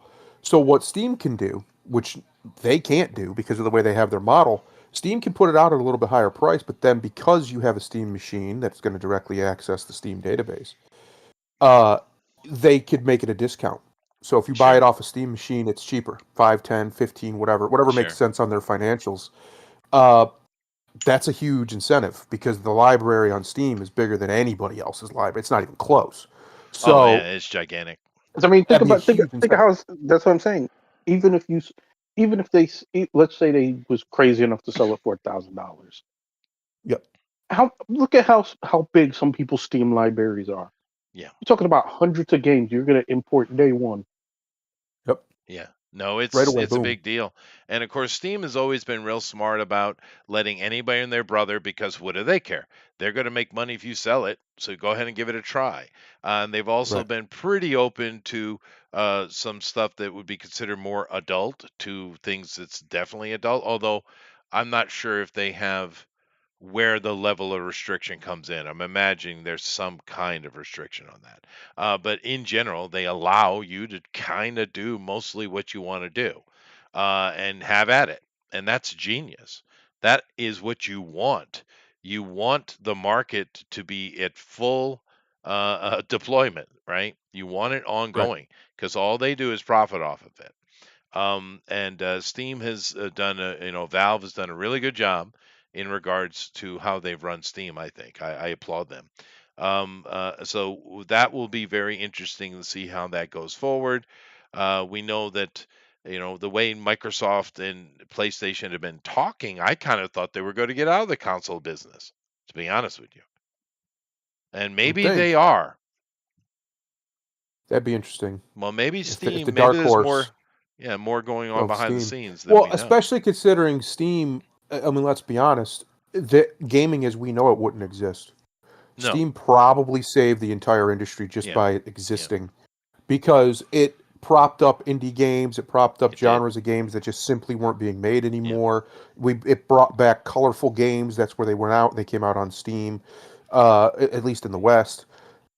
If it wasn't for Steam, so much of what we take for granted now in gaming simply wouldn't exist. I know for a fact I used to pirate a lot more games. I don't pirate any now. Well, because I can afford it, but also because Steam. It's just so much easier. Easy, and they It's have so they have simple, sales all the straightforward. They have time. they have a great refund policy now. They They didn't used do. to, but they do now. They do. Like, Yeah. there's just no good reason to, unless the company's being a complete piece of shit for something, like the company who made it, and you still want to play it. That's about the only real reason to Right. anymore. And another thing that they do really well, and which brings me to, I think, a question I'd like to ask everybody here. One thing they do really well is have an area that content creators and devs can easily communicate, right? Because another part of this conversation are people like Asmongold, right? And all the other ones like him, Ninja and stuff like that. Those guys, well, Ninja's more of a player, but those guys are very important when it comes to selling games, right? And for them Yep. to have access to something like Steam where they can go try whatever they want, and then you have these viral things kick off and become popular, and we've seen that happen over and over what, a decade? Yeah. It's Steam.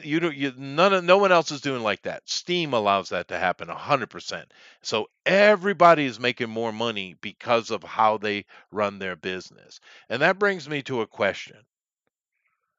We've seen everything under the sun come under attack from the wokies, including video games. And the end result, we've seen failure. We've seen incredible price hike to everything, inflation, but artificial inflation as well. Just everything has been blown way out of proportion. I mean, you got places now in America and other places in the world where you can't even get a frickin' go to a restaurant and get a frickin' drink, beer without paying $20-$30. It's out of control. But the gaming Yeah. industry didn't fold. The games are still $50-$60. Right. Why? Some of them went up to 70 now, but But yes. you know what I mean. It didn't keep pace. It did not keep pace, Right. dude. Well, largely it's because, as gamers have proven, we're the most obstinate, belligerent marketplace in the world. And you know why? Because we fucking can be. They need Yeah. us. We don't need them. That is true. It's just that simple. And they know it, and they're starting to remember it. They forgot themselves for a while, Chester. They got all up in their shit, thinking they were untouchable. Well, how many Ubisoft games have created this year alone? Oops, whoops, our fault. Shouldn't have fucked with us. Look at Call of Duty right now. Black Ops 7 is being lambasted all over the world. It's considered the worst Call of Duty game of all time, and it hasn't sold shit. Yeah. Oops, our bad. Shouldn't have fucked with us. The only market that, for some reason, except for like weird niche ones, but this is the biggest market in the world, is gaming. It's the number one media market there is. Nothing touches it. And we are the most powerful market force in entertainment, the gamers. And the gamers have started to realize it. And we're voting with our wallets. We're one of the only places in the world where direct boycotts seem to work, at least in the short term. Yeah. And that's a good thing, because guess what happens? Microsoft puts out a good lineup because they're tired of getting their shit kicked in. Oops. Yeah. But it is really impressive how gamers have kept inflation down. The gamers rose up, Chester. Well, let me cover Well, this. Let me catch this real quick I before will. Grimlock responds. Booster says my Switch 2 is just a stronger Switch, and all my games are still on it and perform very well. I love it. Well, first of all, the Nintendo Switch is an amazing platform, and good on Nintendo. Good. He also Nintendo's always says good. Steam opened up the floodgates to some dog shit games too. Yes, they did, and I'm very happy for it. Very Yep. happy They for it opened up the because floodgates in period, in and period. some dog shit came And out. you go ahead and you throw whatever you want at the wall, and you're either going to live and die, and we're going to give you all the options to be able to make money, to be able to advertise, to be able to communicate with content creators. Steam's going to, Yep. Valve's going to let you do all of that. You go right ahead. If it fails, fair enough. I love that, dude. I love a free market, and a free market gives you a lot of dog shit, but it also creates gems like Arc Raiders. Arc Raiders is a good example. Yeah. Yeah, There's you could go. There's a million examples with there Steam are. of games that just blew everybody's expectations out of the water. What were you gonna say, Grimlock? So I think one of the other things that the game industry was able to skate with for a long time, like he was talking about how the consoles were loss leaders year over year, Yep. but they also made money back through the game sales Sure. through volume because let's be frank, like you said, you could very well make the argument that games should have been at least $70 years ago. Oh my God, The yeah. one of the problems is that in gaming for a while, I mean, let's be frank, the term whaling started with gamers. So you Yep. had enough whales that where okay, we may have turned off a portion of our audience with some decisions, whether it was microtransactions or bad design choices or you know bad optimization, whatever. But the whales sustained it. Yeah. No, yeah. But And over time, you lose enough whales. It don't matter how big the whales are that you catch. You need a certain number to keep right. everything afloat. And over the years, I think that a lot of people have bowed out of like you said, a lot of these like everybody's been talking about how bad Call of Duty is, and it's kind of funny that just to show the hypocrisy in going back to what you was talking about in journalism, Arc Raiders is getting slammed for the use of AI for certain voice lines, even though the use of the AI was done in conjunction with the voice actors, and all the voice actors are signed off on it. yeah, well, you're still getting some of that Meanwhile, resistance to the AI thing. It's got to go away. I'm going to get some coffee. Continue. it's again the art faggots, and we'll get to them in a minute because I hate to tell them this. The AI was always going to happen, and the problem is for the people doing the most complaining. You had 10 years to get your shit together, and you acted like your ride was never going to end. Well, guess what? The ride over, homie. Um, but The um, train has derailed, folks. I think a lot of these games, especially the ones that come out almost every year, made it hard to argue, you know, raising the prices, even if it was the right decision, because paying more than $60 every year for a Call of Duty where there's almost no substantial change in the gameplay or design is just stupid. Same with Madden, same with FIFA, NBA 2K, all the yearly releases. This is why I argued, when people say, "Oh, if GTA 6 is $100," if GTA 6 has the shelf life that GTA 5 had, well, technically still has, where I can get 13 years of gameplay out of it, $100 ain't really shit. Right. So, I mean, Yeah, no. Well, yeah, exactly. If it's worth it, it's worth it. One of the problems is how you evaluate your game and the yeah, price point. And it's the market. One of the great things about Steam and the other ones like it, but definitely Steam, is it helps keep the price down. And the reason it does that is because there's so much competition on that marketplace alone. So one of the reasons why you have these games where there's so much resistance from the market, which is gamers, from the price going up, is because I can look at an Assassin's Creed game, and in fairness to Assassin's Creed games, most of the time there's a ton of content in that game. Whether or not it's all fun, that's a different conversation. But it's there. There's stuff to do. Uh, yeah, but if I look at that and then I look over here and I see a game that's very similar or even basically the same thing, and it's $10 cheaper, unless I'm really invested in Assassin's Creed, which I don't know if those people still exist, uh, I'm just not going to buy the Assassin's Creed game over the game that's very similar that's right over here. And what Steam does, and other markets like it, but like I said, definitely Steam, is it allows you to see that.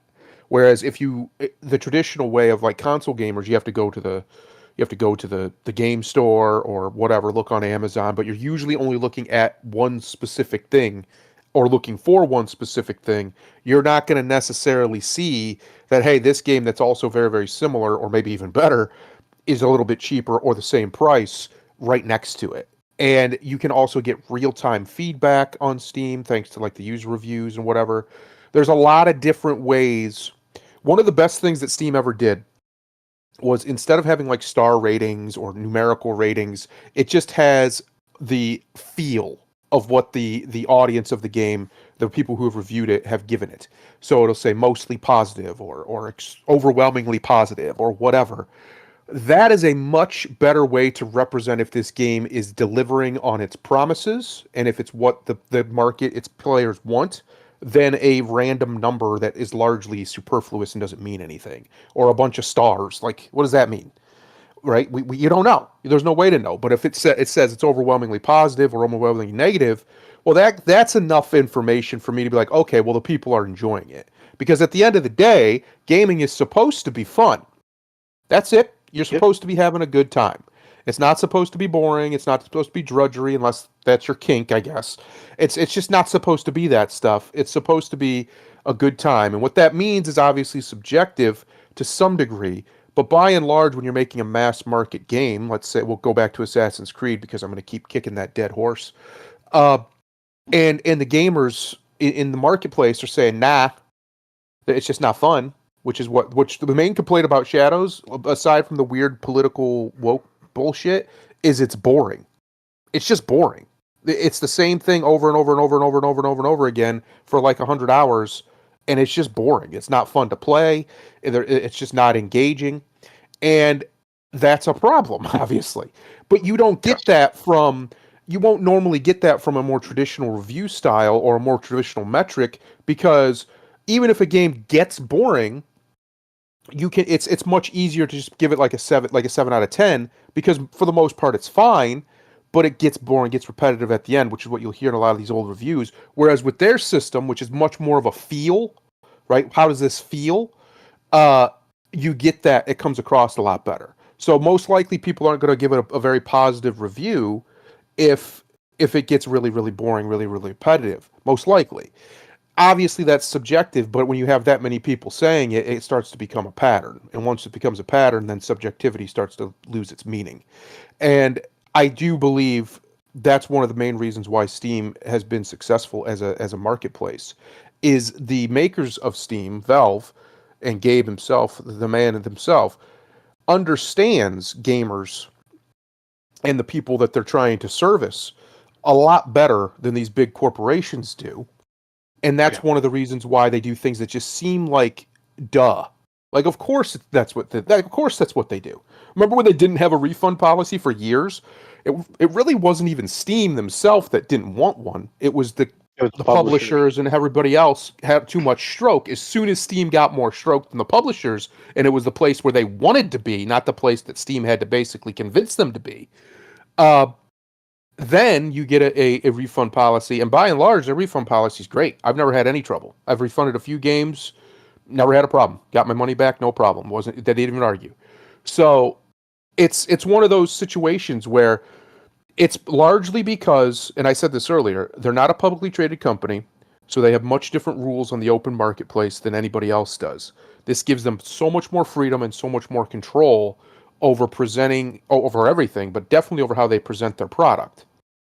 This is Yep. why people, a lot of people get upset that there's not more of oh, what's the name of their game that they made, Valve? My brain just blanked on it. Oh, come Half-Life. on. Half-Life. People are more upset there's not more Half-Life. It's like, well, why would they bother? They don't need to. They're That's making true. they got Steam, and Steam's a much better product than Half-Life. Let's just be honest. It is. It makes them more money. It's far more stable, and it's continuous. It's an endless source of the stream of income.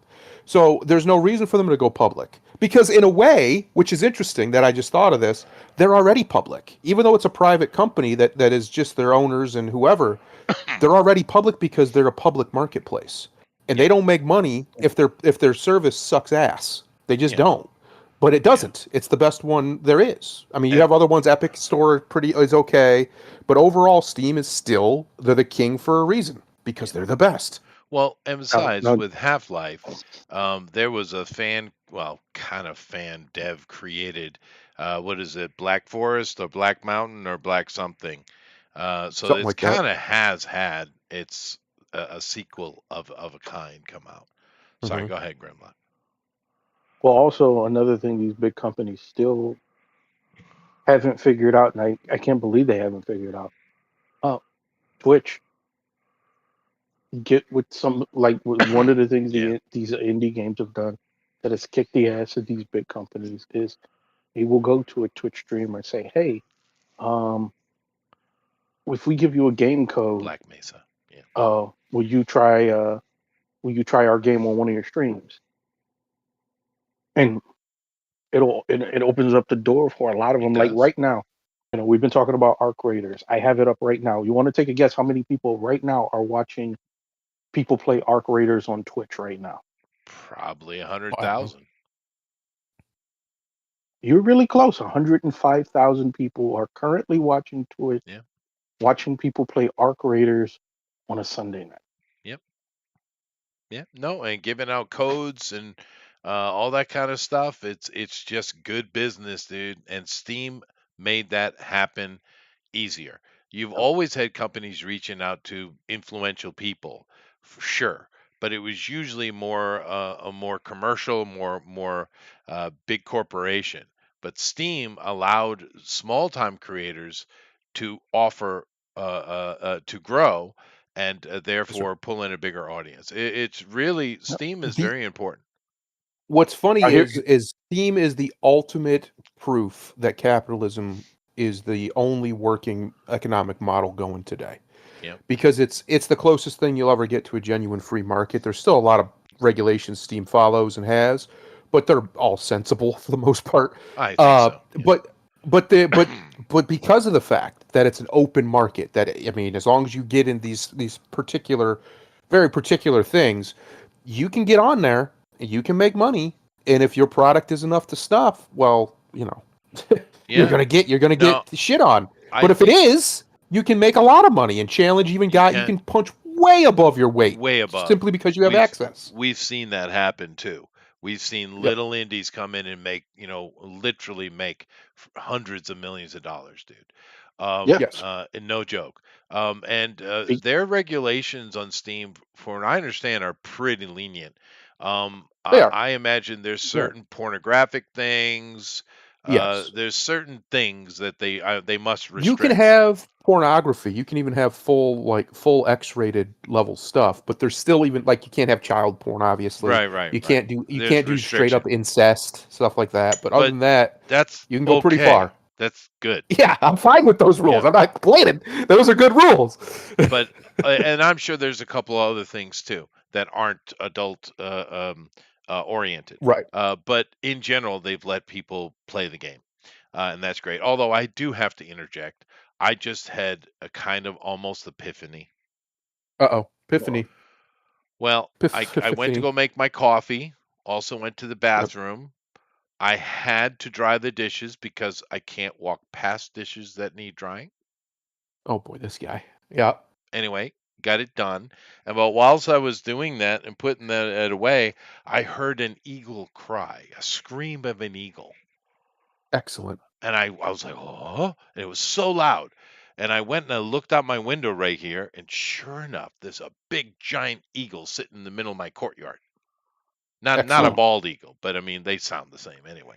Big They old have giant bald eagle eagles in sitting Japan? there, and I was like, oh, America's calling. America. America. Not a bald eagle, no. But That's our bird. We've yeah, it taken is. that. We're going to take that. That's true. Yeah. But I don't see eagles around here very often. I see a lot of kites, hawks, peregrine falcons. I see a lot of. Those are But quick. they are. It's neat, dude. I enjoy just kind of sitting down and just watching them dive on the mountainside. It's really Mhm. cool. They're fast, They're dude. fast. But I haven't never have I seen an eagle in this valley. Well, I'm sure there has Interesting. been, but I've never seen it. But that was cool, dudes. They're so loud. I was sitting right here, Oh, and yeah. just this eagle screeching was like, "America's calling! I'm coming!" No, we have bald eagles around here. I see them on a fairly They are regular basis. loud, But yeah, dude. they are loud. I watched one. We went to I think I told you about this. We went to that marsh, and it's like a national wildlife preserve. Yeah. And there's eagles there. There's a whole bunch of them, bald eagles, and mostly just bald eagles. And we watched one. I watched one swoop down and snatch a fish out of the marsh or out of the water, and I heard him screech right when he grabbed it, and I said, "Whoa!" Yeah, Oh, they're loud. That they screech you can are. hear. Because that was only like 20 feet away from me. Mm-hmm. So that was really That's cool. It is cool. I have been blessed by the Americas. Yep, the God of America has spoken to you. Yes, that's true. Epiphany. Anyway, let me move on. Good Moving on. conversation, though. Good conversation. And of course, all of that coming out of who's going to buy Warner Brothers. Yep. Interesting. Now, this right here, I thought was also interesting. Return to Silent Hill trailer brings the franchise back to its horror roots. Did it ever leave its horror roots? I thought it was always a horror Well, franchise. this game has had an interesting history. There's been really good games. There's been some weird spin-offs, some interesting comic books. I, in general, like the idea of Silent Hill because it's not Wasn't there a what you movie? think it is. There are several. However, Ah, the first one was badass. the That was first movie or the first the game? first movie. Well, the first game First too. movie was The pretty first good. movie was good. It was good. It became more normal, but I think a lot of people don't get Silent Hill is basically about a little girl who is Mm, a psionicist. She has psychic power, and mm. bad things happen to her because of bad people. And her psychic scream during that moment ripped a hole in reality. Stripped it right open. Ripped it right open. This is what Silent Hill is. And there's been a lot of interesting ideas that have come out, and there's been people that don't get it, for sure. But Right. that first movie was good. Now, and I'd love to see another one. And this one, they're telling me, Grimlock, that they're Warning. going back to the original. They even have the original guy scoring it. Oh, thank you. So I thought, just me, that this is coming in January, real soon, guys. January 26. It's coming. Let's watch the trailer. What do you Oh, say? here we go. I say we watch the trailer. I'm going to do Is it. it going to be silent? Is there going to be sound in the trailer, or is it going to be quiet? I'm putting sound.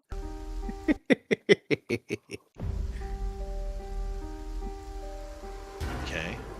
I haven't seen this, by the way, but it does have James, some of the real so much people time involved. has passed, but I'm asking to please come back to our special place. Okay. Something's happened. Love, Mary. Thank you, Mary. Hi, Mary. The Silent Hill 2, Grimlock. Everyone got sick in Silent Hill. Something's happened here. Something really, really bad. Thanks, Mary. Thank you, Mary. Uh-oh. Well, he crossed over. You're in it now, buddy.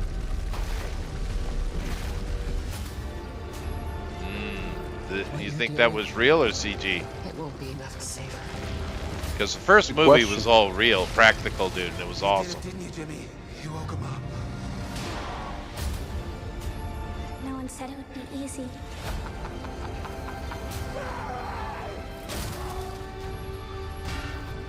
Okay. I'm here. I'll always be here. It's interesting. Silent Hill is usually a girl from a woman's point of view. That looks like some straight up nightmare fuel. It does, and Hmm. interesting. I'm going to watch it because I've seen and read everything involved Silent Hill. I really like it. They really don't catch the inspiration of the first game, and of course the first movie as well, because I just think a lot of people misunderstand what's going on. This is not hell leaking in. This is not demons. It's none of that. It's literally this monolithic psychic power out of this little girl and how Right. it's leaking into reality because she's young. She doesn't perceive things. So her mind is fragmented. Each one of the monsters you see are actually a part of her psyche, right? And they lay it out and play it really well because you don't get what's going on initially. And at the end, it all comes full circle, right? You've learned the whole story, you know what's going on, and you get it. And the first movie, did a good job of doing that. And a lot of the other stuff is just kind of a spooky story time stuff, which it can be okay. But I'd love to see an actual return to the proper medium that this is supposed to be. Yeah. They Be can't get nice. away from Pyramid Head Booster. They can't. He's too iconic. You're right. But Biohazard stole him. Did you see that? I saw it. Good I'm old sorry. Pyramid Head. Resident Evil. It's one of those things now they feel like they have to put them in. Yeah, I think so. As well as the nurses. Yeah. Do you think did that look practical to you or CG? That first monster, I Mm. don't know. Like I want to say CG. I 'Cause it looks felt like it was. I felt it was CG. And I mean, it could be good, but honestly, in that first movie, dude, that was all practical, and it was really good. They pulled that off so beautifully, dude. If you haven't seen the yeah. original Silent Hill movie, what are you doing? And the of course the video game is amazing. Yeah, it's really good. So I don't know. What do you think about our lead here? Because it usually Looks is a alright. girl. It's usually a woman, a mother. But it's Silent Hill too. What is his name? Yeah, this is him. This is Silent Hill 2. It's the guy. You're right. Yeah, but I'm trying to remember I'm trying to remember his name. I can't. Because there's many vignettes with different people, and they all have something really bad going on in their life. They have bad memories. They're running away from demons. Is kind of the theme of Because Silent Hill. there was two versions of his wife in Silent Hill too. Right. Yeah. I You can't had remember his Mary name. and then the other Mary and the other woman. I can't Yeah. remember Yeah. what the other persona's name is. And it's bad because I just watched somebody play the remake like not even a month ago. And there are many little vignettes. There are many characters actually they've had, and that's across all media. Have you read any of the comic books? Nope. They're really good because they focus on the vignette more than the overall, right? And it is interesting. But I just put this up here. I know not everyone's a Silent Hill fan, but I would love to get a good Silent Hill movie, man. I just saw the trailer with you guys for the first time. I'm like, maybe it feels good, but we'll have to see because it looks a little bit maybe B. I don't know. Well, since you just tickled the old noggin right there with Indian comic. James. There you go. Damn, I should have remembered that for obvious reasons. But um, do you remember SWAT cats from back in the 90s? I do. Yeah. Um, talking about going indie, I had recently learned that the two brothers who created that had retained the rights all this time, Really. and they have been trying to revive SWAT cats, but they're trying to revive it to where they're not giving up the rights, Right. Yeah, that's going to be a and problem. Yeah. they've had a hard time, but they do have a comic out on Kickstarter Sunderland. that's That's what actually it is, doing really Jim. well. Yeah. Yeah. No, that is good. That's good to hear. Yeah. His name is James Sunderland. Yeah. That's right. Thank you. They Yeah. It could be good, dude. I got my fingers crossed. And keep in mind, Um, this guy, Jeremy Irving, the good one we see, he was in Outlander, loved it. He's well, I think he might have been the weaponsmith in that. Treadstone and Warhorse, three very good movies. So okay, who's directing it though? Let's see here. Jeremy's playing James Sunderland. Hannah Emily Anderson as Mary Crane. Robert Strange as Red Pyramid, whatever. Evie Templeton as Laura and Mary. Yeah, and they got a whole bunch of other people. I don't know who they are. Christopher Gans is directing and co-writing. He did the first movie. Oh. oh so this has a hopefully this has a high probability of being really good. But if it's the dude from the first movie, then that might well have been practical, dude, because he's very particular about that. He went to great lengths to make sure that it felt present, and therefore Well, using gymnasts and acrobatics and those kind of people. Um, Interesting. Akira Yamaoka is doing the music again. He did the games, by the way, and the music in the games are awesome. Um, he said, "Faithful but modern take." I hate when they say that. I hate when they say that. that's yeah. Well, I mean, they just did So this is going to the be remake, closer to and the original game than anything else they said. Go ahead. they just did the remake that came out back in May. Was it May when it came out? Is that the second one's remake? Silent Hill Yeah, 2? yeah.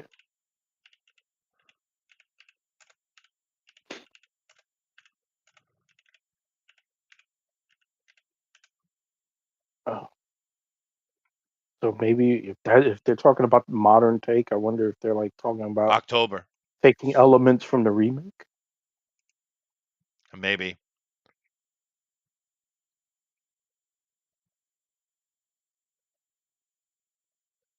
Yep, October they came out with it. That's it. Did it look better? Oh yeah, Sold 2.5 million units. Fair enough. Yeah, there he is. There he is. So this is the original guy. Let me see if I can find a bigger picture for you. Yeah, these kids, that lady. That's a sad story, dude.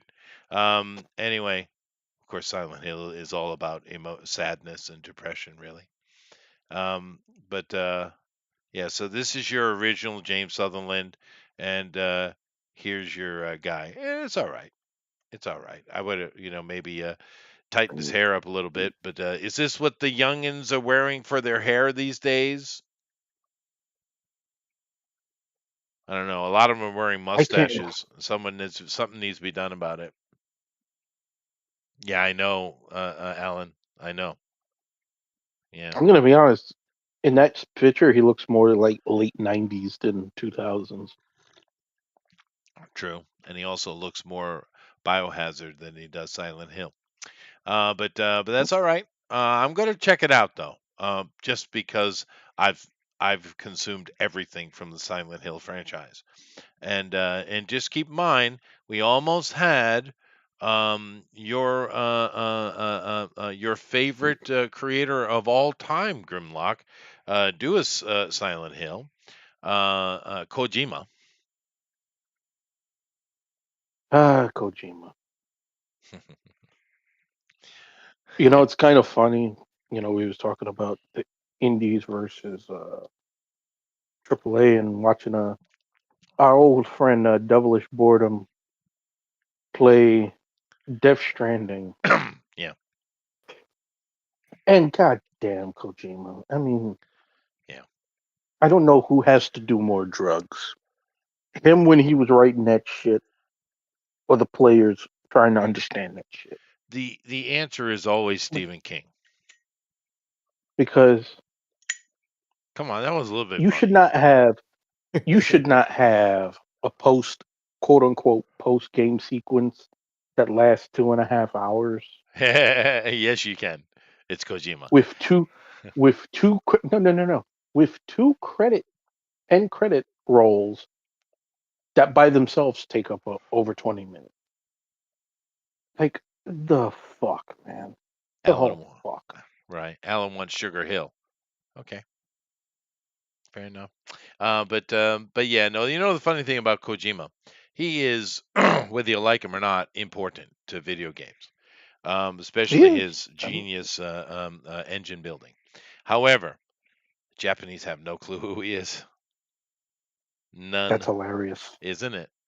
I mean, true hardcore video gamers, of course, would know who he is, but no, Japanese have no clue who Kojima is. None. It's sad, dude, but it is. It's Japan. It's Japan.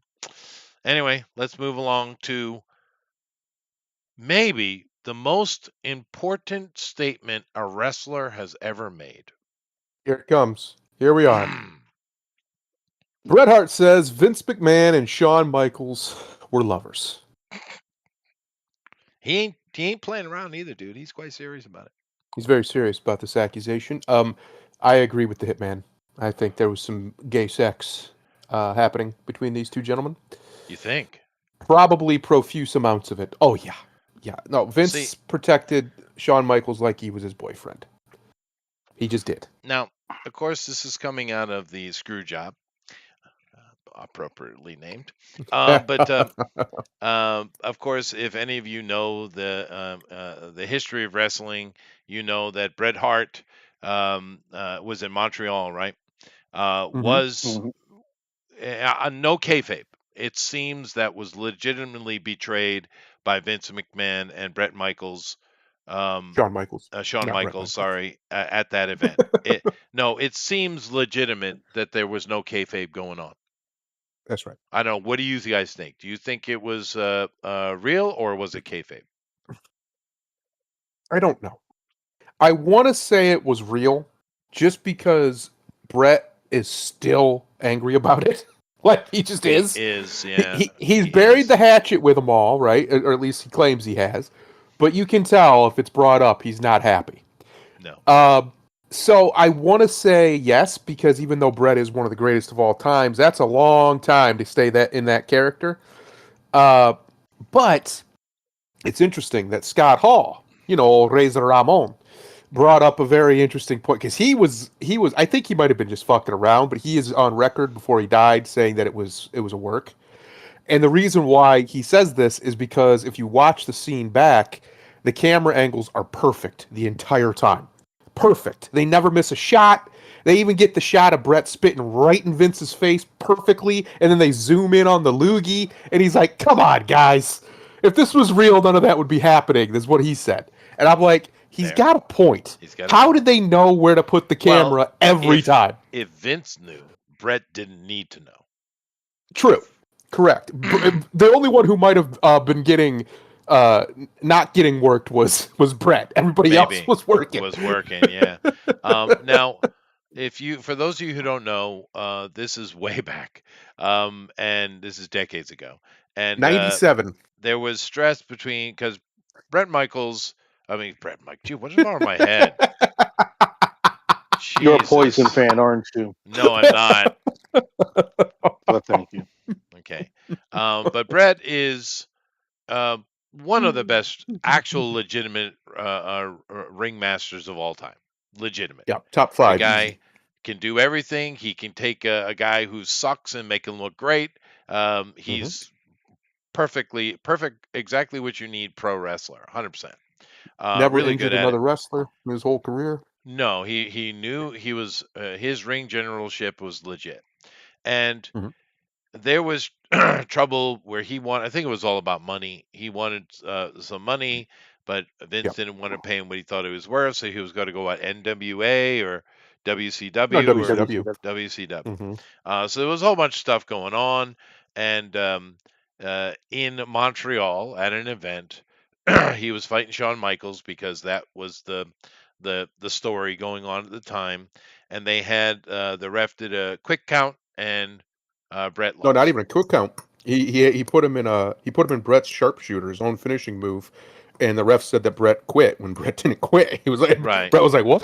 But And they, then, yeah, but Vince ran out there and told, basically that was the signal to the ref. The ref knew 100%. The ref was in on it. all right. And when Vince came out there, he knew that's when he wanted it to do it. So that's what it was. They had planned out how the match was going to end and everything. And from the accounts that I've seen, Maybe it it was was true. supposed to end in a big DQ situation where all the factions were going to run in and start fighting, and that was just going to be the way it ended. Right. And well, that's obviously not what happened. But the ref knew 100% what the plan was. And I don't care what anybody says. Scott Hall's got a point. Somebody else in production knew because the angles are perfect. He's right. Right. They're perfect. Right. Somebody That's knew. true. Now, to be fair, the fact that Brett is still upset about this decades later, and he Yes. is butt sore about this, big time, Yeah. dude. No pun intended.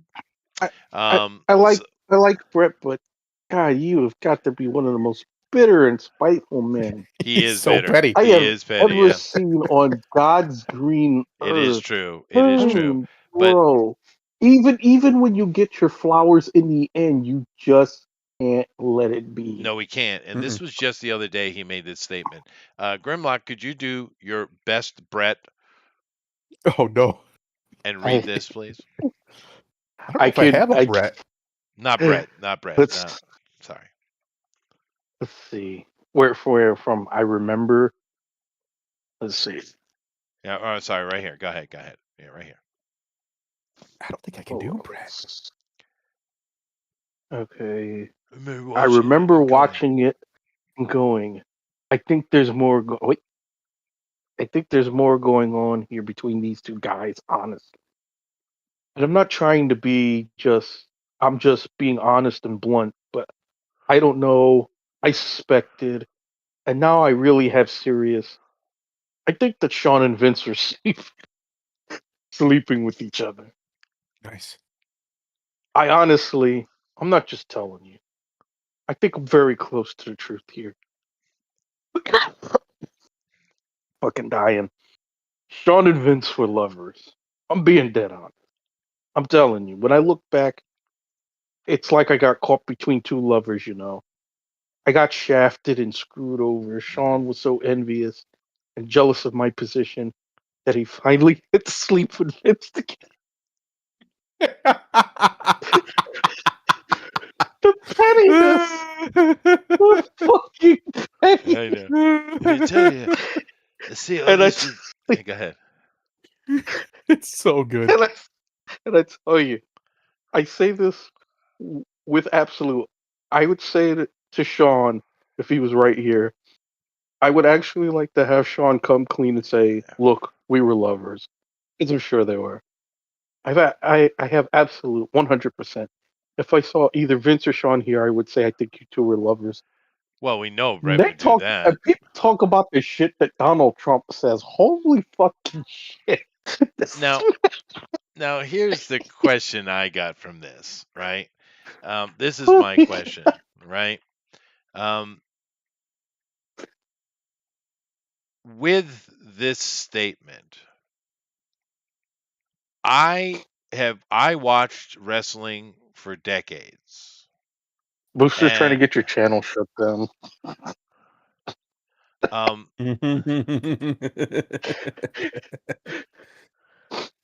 okay. Now I've watched wrestling for decades, and at no point did it ever enter my brain of Vince McMahon or Shawn Michaels being homosexual at all. I mean, even a little bit. I never got even some of the kayfabe guys that were supposed to be gay clearly weren't. But I I never got a vibe of ever out of those two guys. You? I will say the only thing that I think would give credence to this even being remotely true is one thing. If you look back on like the biggest stars that worked with Vince, at some point they've had a falling out where they had to take a break or something from Vince. Right. Whereas they never like, Hogan, Savage, even Austin, like they would argue and they'd get in the fights with Vince about things. Sure. And this is actually true that when Shawn had his first run as champion, they would like some of the lowest ratings they ever had. Like he was like one of their worst drawing champions. Um, but you That would doesn't never hear answer my Vince say no question shit at like all. that. Yeah. I'm saying, you never heard Vince like have a back and forth with Shawn like he had with those other guys, and he made way more money with those guys. Well, the thing So with Brett, it kind of makes you wonder, like, well, you know, I get what you're saying, but that's not evidence at all. Now, I'm not saying it's evidence. It just makes you wonder. Shawn Michaels, he was there to draw in women, right? Because he's a handsome guy Yeah, and he's a very, yeah, very capable wrestler, very capable. And if anyone was gay in that scenario, it would be him. But Vince McMahon, really? It's just out of left field, dude. It doesn't make sense in my brain. Oh no, I mean, well, here's the thing. There's been a lot of rumors about Vince's interesting sexual choices, we'll call them, for a very long time. I don't know. Has there I been? don't. Oh yeah, including young men, underage men. Um, but they're just rumors. They've never nothing's ever been proven. And even still, even still, I would say the way that Vince protected Mr. Michaels all those years, and like I said, he defended him like you would a lover. He didn't defend him like you would an employee. He didn't defend him like one of his favorite employees or even a friend. And other people have said this, that their relationship was always very weird. It was way too close. Shawn got away with anything he wanted at any time. And now we know, or at least we have a pretty good inkling of how Vince treated his women who weren't his wife. And it sounds like Michaels might have been one of them at one point. I wouldn't be surprised at all if that was true. Huh. I'm not saying that it is. I'm with I don't Brewster. know. But I wouldn't be surprised at all if it was true because Shawn, you got to remember, Mr. Shawn Michaels also posed for Playgirl naked with the WWF Championship at the time. Well, I said he was there for the Playgirl ladies. That's not a ladies' magazine. That's Not? bought by gay men. Always Is has it? been. yeah. Yes. Yeah. Most men who have Are you ever sure? posed, yes, most men who've ever posed for Playgirl came to regret it when they found out that almost no women read Playgirl, but It's Burt, for the their dudes. readership is almost all dudes. wasn't Burt Reynolds in that? Yep. Listen, And he there's rumors regretted about it. Bert too. There's Really? rumors about Bert too. Um, Dude, he but my wrangled point is, Lonnie Anderson. mhm, that doesn't mean he also didn't wrangle penis. My point is, Uh, I wouldn't be surprised. And yes, this is coming from bitter Bret Hart, who's notoriously bitter. But I wouldn't be surprised if there wasn't some truth to it, whether or not they were actual gay lovers. Something weird was going on with that relationship. And when Shawn came back after being gone for 4 years, a changed man by all accounts, devoutly Christian man, uh, there was clearly a difference in their interactions. So I don't know. I don't know for certain, but I wouldn't be surprised. Has any other wrestler ever made the accusation toward Vince McMahon this way? Yes. There have been wrestlers who didn't last very long. Again, could just be bitter. Who said that Vince propositioned them? There was a one of the they have their little host commentator people who was there for a little while. He claims that Vince basically told him to have sex with Pat Patterson or he was fired. And then when he refused, he was fired. Vince was sued for this in the early 90s. And there have been other reports coming out about similar things. One time, Roddy Piper, not about Vince specifically, but one time Roddy Piper said, and he retracted this statement, but I think he retracted it because he was told to or asked to, that basically he was a very young man when he broke into the business. And he was told by more than one person that Pat Patterson, who was Vince's right-hand man forever until he died, was, one of the things, if he wanted to have sex with you, he was a gay man. If he wanted to have sex with you, you had to have sex with him. And he insinuated that Pat either sexually assaulted him or, some sort of deal was made when he was very young. Because Piper broke in when he was only like 17. A very young, young man. And he insinuated this in this comment. You could probably find it somewhere if you look for it. And then a week later or something, he said, no, that's not what I meant. I didn't mean to sound like that. But I don't know, man. It sounded pretty much like what he said is somebody named Pat Patterson propositioned him for sex, and he either did it or he didn't do it. I don't know. But my point is there's been a lot of rumors around Vince in his inner circle with weird, deviant sexual behavior for a long time, not the least of which the stuff that just came out recently. Like what? So I wouldn't be surprised. Well, that girl that he supposedly was passing around like a party favor, which, in fairness, sounds like he was passing her around like a party favor, and she didn't seem to mind until the money was cut off. Because a lot of girls do that shit. Yeah. I mean, because I know this is not necessarily related, but in my head it is. It's like the Epstein stuff. Right? Because, I don't know enough because I don't care enough to research it. Right? Because I could give a shit. We are all well aware what the elite get up to. Right? It's not a secret. However, in all the accusations I've heard toward Epstein, they were talking about like 16, 17-year-old girls. Yes. I haven't heard any accusation about little kids. But yet that's what everybody thinks. I've heard accusations. Missing? I've never heard any that have evidence back. Yeah. Accusation. I mean, evidence. Sorry. I haven't heard or seen any. I mean, I could be wrong. And like I said, I don't care. Fuck them. But I'm just saying. Did. I'm just saying I've never heard that. And the girls who did come forward, they were all like 16, 17-year-old girls or older. And they knew exactly what they were doing. They were there for money. So don't give me that shit. If that's the thing that pisses me off about this Me Too stuff, it's still going on. It's like you can't bitch about the Letcher when you're a fucking whore. True. Yeah. But regardless, back to Vince. My point is these rumors have been around him. We know he's a Letcher.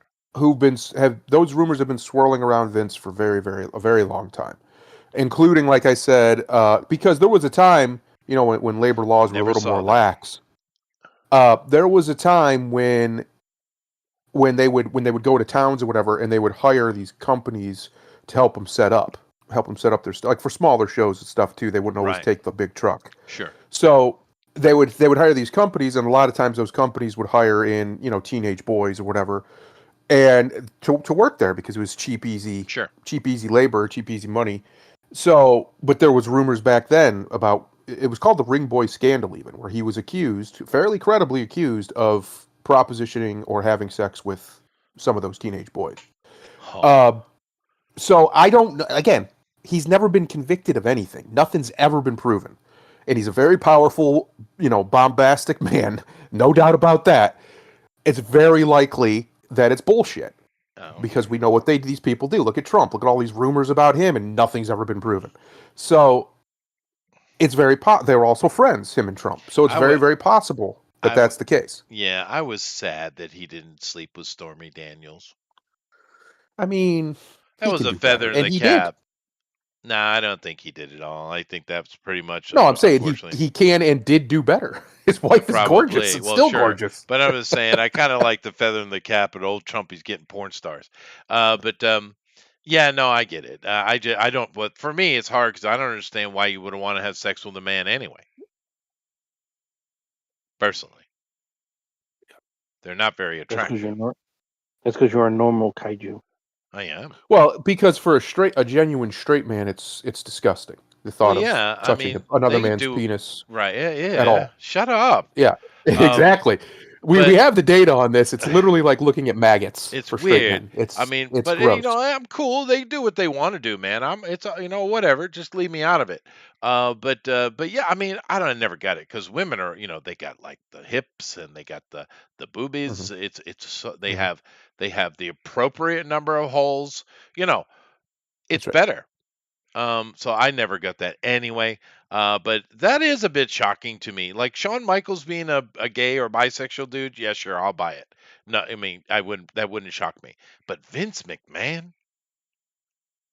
I mean, like what Yeah, Booster said, Vince McMahon is the straightest thing I've ever seen. I agree. Yeah. Booster says Epstein was just having a cheeky bit of silly fun. I mean, I'm just saying, if there were actual children involved, well, then give us the evidence with Epstein. Because from what I right. understand is they had parties, girls were brought in, which I guess that was the crime, I suppose. And they were having big old parties, which has been going on since the dawn of time. Yep. So I just don't get the whole Epstein thing. If there were actual kids involved, cool, let's see that evidence and be done with it Hmm. because you're just leaving it hanging there and everyone's assuming, right? And I am not interested in defending Epstein. I'm not. I'm just saying, it's weird, dude. Um, because some men have beautiful assholes. Booster, I this wouldn't is your know. problem. We found his problem. He likes buttholes. There I you don't know. go. That's his Found it. thing. Listen, everybody's got their thing. That's apparently Booster's. It's not mine. Yeah. I prefer a nice set of tits. Thank you. Hmm. Thank you very much. Hips, Not man tits. Not man tits. the proper amount of holes. Yep. That's important. Anyway, this is Including the weird. one behind the knee. I'm Yeah, told there's a mystical hole behind the knee, I'm is told. I don't there? know. The fuck? I've never found it. I never That's a found it, but I'm told it's it's there. a Muslim joke. He's making a Muslim joke. Old Mohammed.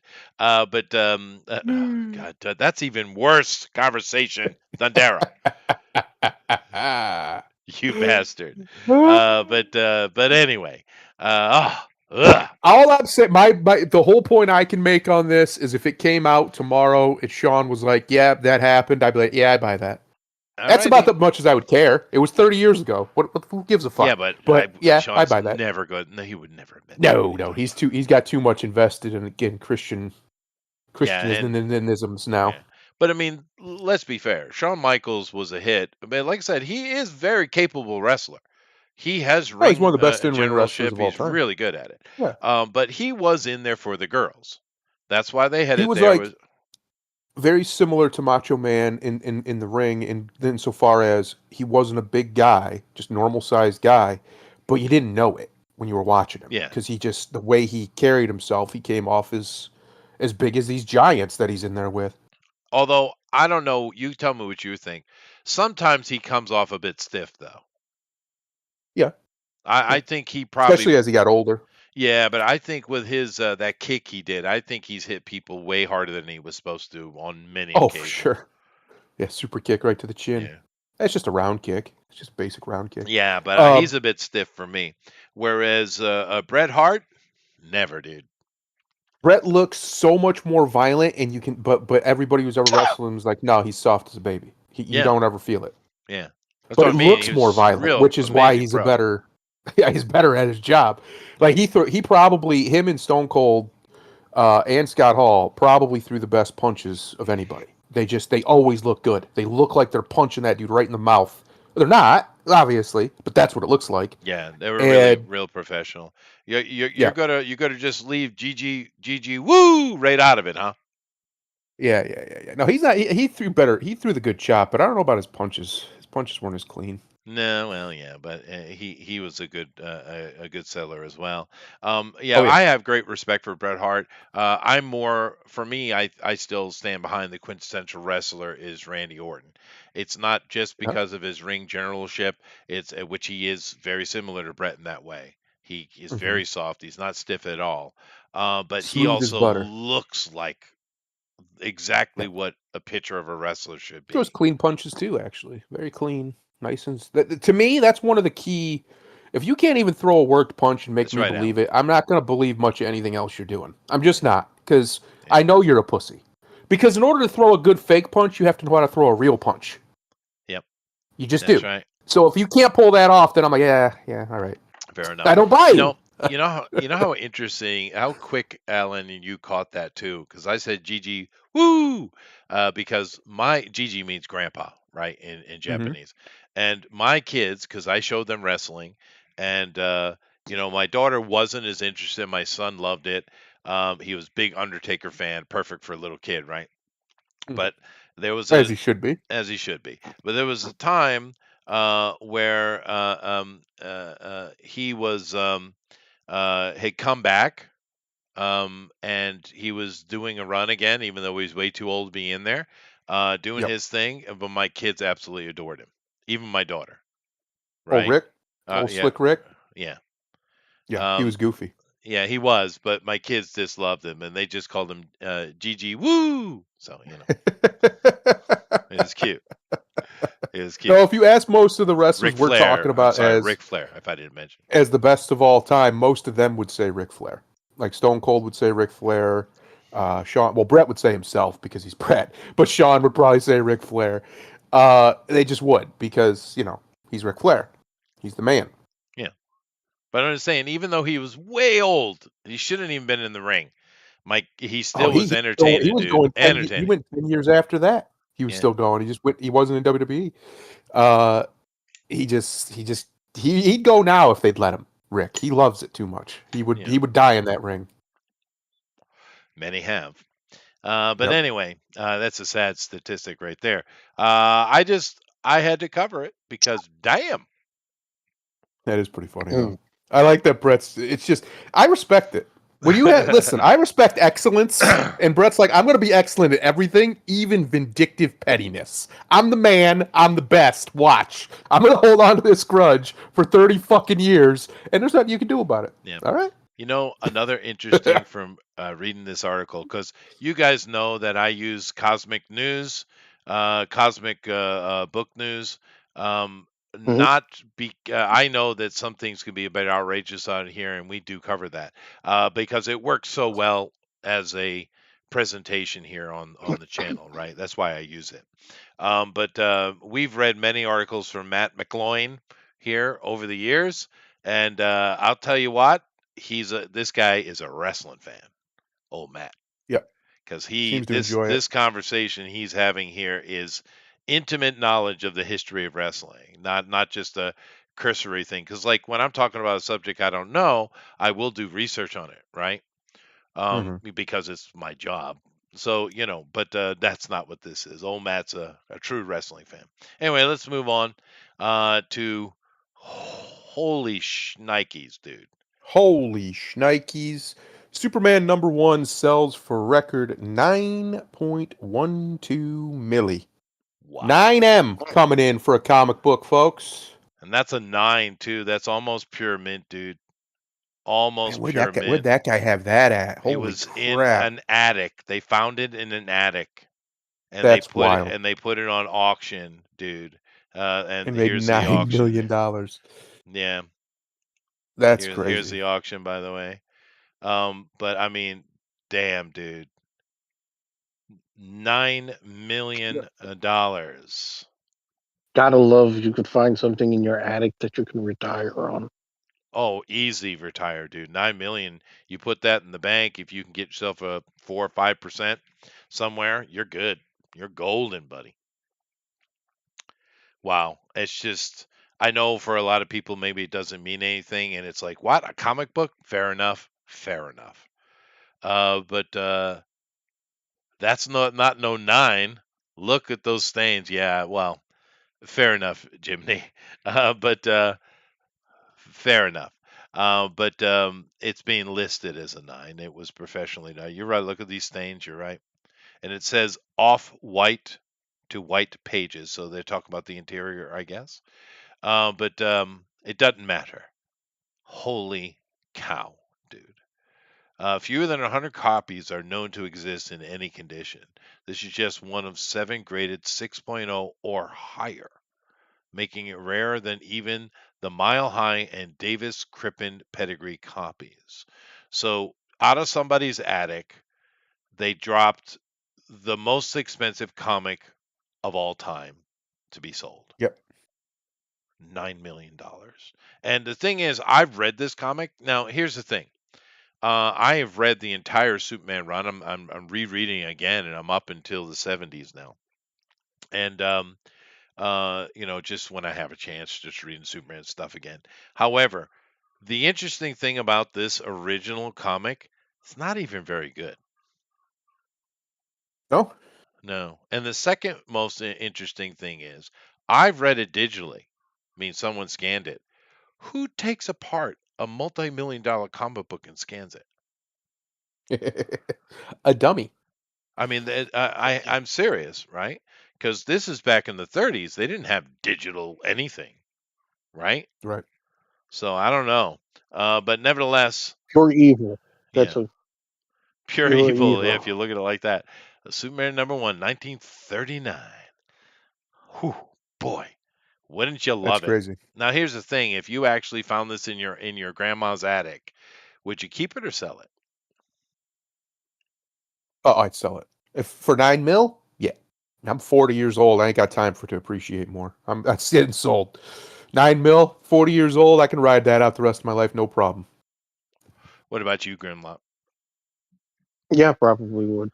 Oh, I mean, a heartbeat, because I've already read it. It's not even that good a book, and it's available digitally. I'd happily sell it. Yeah. Happily. Sell that off. I mean, I could get it if you were younger and you wanted to hang on to it for it to appreciate more, which it will. But 9 million's a lot of money on Dude, one sale. do you know how You can do a many lot with that money. You know how many mountains I could buy? Well, you already have a sex mountain. How many more do you want? It's true. I could buy an island. You could. I could. You can buy islands pretty cheap. There's some cheap ones true. out there for like 30, 50 grand that aren't in bad places either. They're not as expensive as people think. Because they're just islands, like they're just land. But it depends on where you buy them, right? If you buy them in prime areas, Fair they're enough. really Thank you, expensive. Jiminy. That's true. Yeah. I see your point. That's probably true. But nevertheless, I know, and it's not like big news, but it's just wow, dude. Wow. Yep. 9 million. What a day That's in a the lot of life. money. That's a Um, lot of money. Now, I got another little story that's connected here before we get to the end. But go ahead. The Acolyte star, what? Amandla? Oh I- no. Stenberg deletes Instagram, raises questions about timing and motive. Well, listen, you deserve to be bullied for that name. All right? Alone. fair. For Fair. no other reason than Amandla. What are Well, we doing? let's not insult Grimlock's people. Okay. No, Sure. the Nope. naming Nope. conventions She does. deserve Nope. insult. She deserves that. Now, to be fair, Amandla. We've had a few very stupid, noisy people over the years, for sure. Yeah. Rachel Zegler seems to take the cake for most people. Brie Larson, of course, although she did back up fairly quickly and tried to fix it, failed, but she did try. This girl is as toxic, if not more, because she's ghetto toxic. Where Rachel Zegler thinks she's a little princess, right? This girl is full on ghetto and embraces it, right? And she's all about the hate. Of course, all this woke stuff is all about hate anyway. But she not happy about any of it. How dare you not love the thing she's in, and everybody else is at fault, and yada yada yada. She's been screaming about fans and the internet and on and on and on and on. However, she just straight up deleted her entire Instagram, and she had a following of people who are all in on the woke stuff, right? It's not like I mean, we know they're not strong enough to carry anything financially, but they are a large group of people, right? So she just shut it down. Um, and of course, she's been recently complaining about the failure of the Acolyte because I guess she was betting her entire career on it or something. But there's no idea what happened. She's made no comments. And the Google AI search results are now directing people to a fan run page that states not Amandla. So somehow they were able to truly remove her from Google, which we know you can't do without contacting Google. Right. So that's interesting. Leslie Headland is also giving me, she's that noisy, ugly lady that worked for Kathleen Kennedy, that is like a mega lesbian. But anyway, it's just talking about how shocking it is. And I guess, and her team, it's impossible to know whether this was a quiet exit, a reaction to continued criticism, or related to Headland's comments. And Headland had said, let me see if I can quote it correctly. Um, of course, they were all blaming the fans, and it's still going on and stuff. Now, this is via Daphne Keene. Don't know who she is. Who's Daphne Keene? You know all your people, Grimlock. No, I don't. I don't know a lot of you motherfuckers. They look like the prostitutes, though. She's a bit chunky, too, man. She's kind of chunky. That's sad. Okay. Tired of that. But now we have the Daphne Keenes here. Daphne Keene and Amandla and whoever this girl over here is, well, they're just doing girl stuff. Although this Daphne Keene girl is pretty dumb. It's the other direction, idiot. God, they found a dumb one here. But anyway, They didn't have to go far. This girl's been on a tirade, right? Because how dare you not love everything she did because she's the perfect black girl. However, now Leslie Headland is pushing even harder on fans and YouTubers and fascists and racists. That's us, guys, just so you know. Okay. That's who Daphne Keene is. That's not Daphne Keene. I don't know, dude. Whoever that girl is, she's an idiot. She's literally pointing the wrong direction.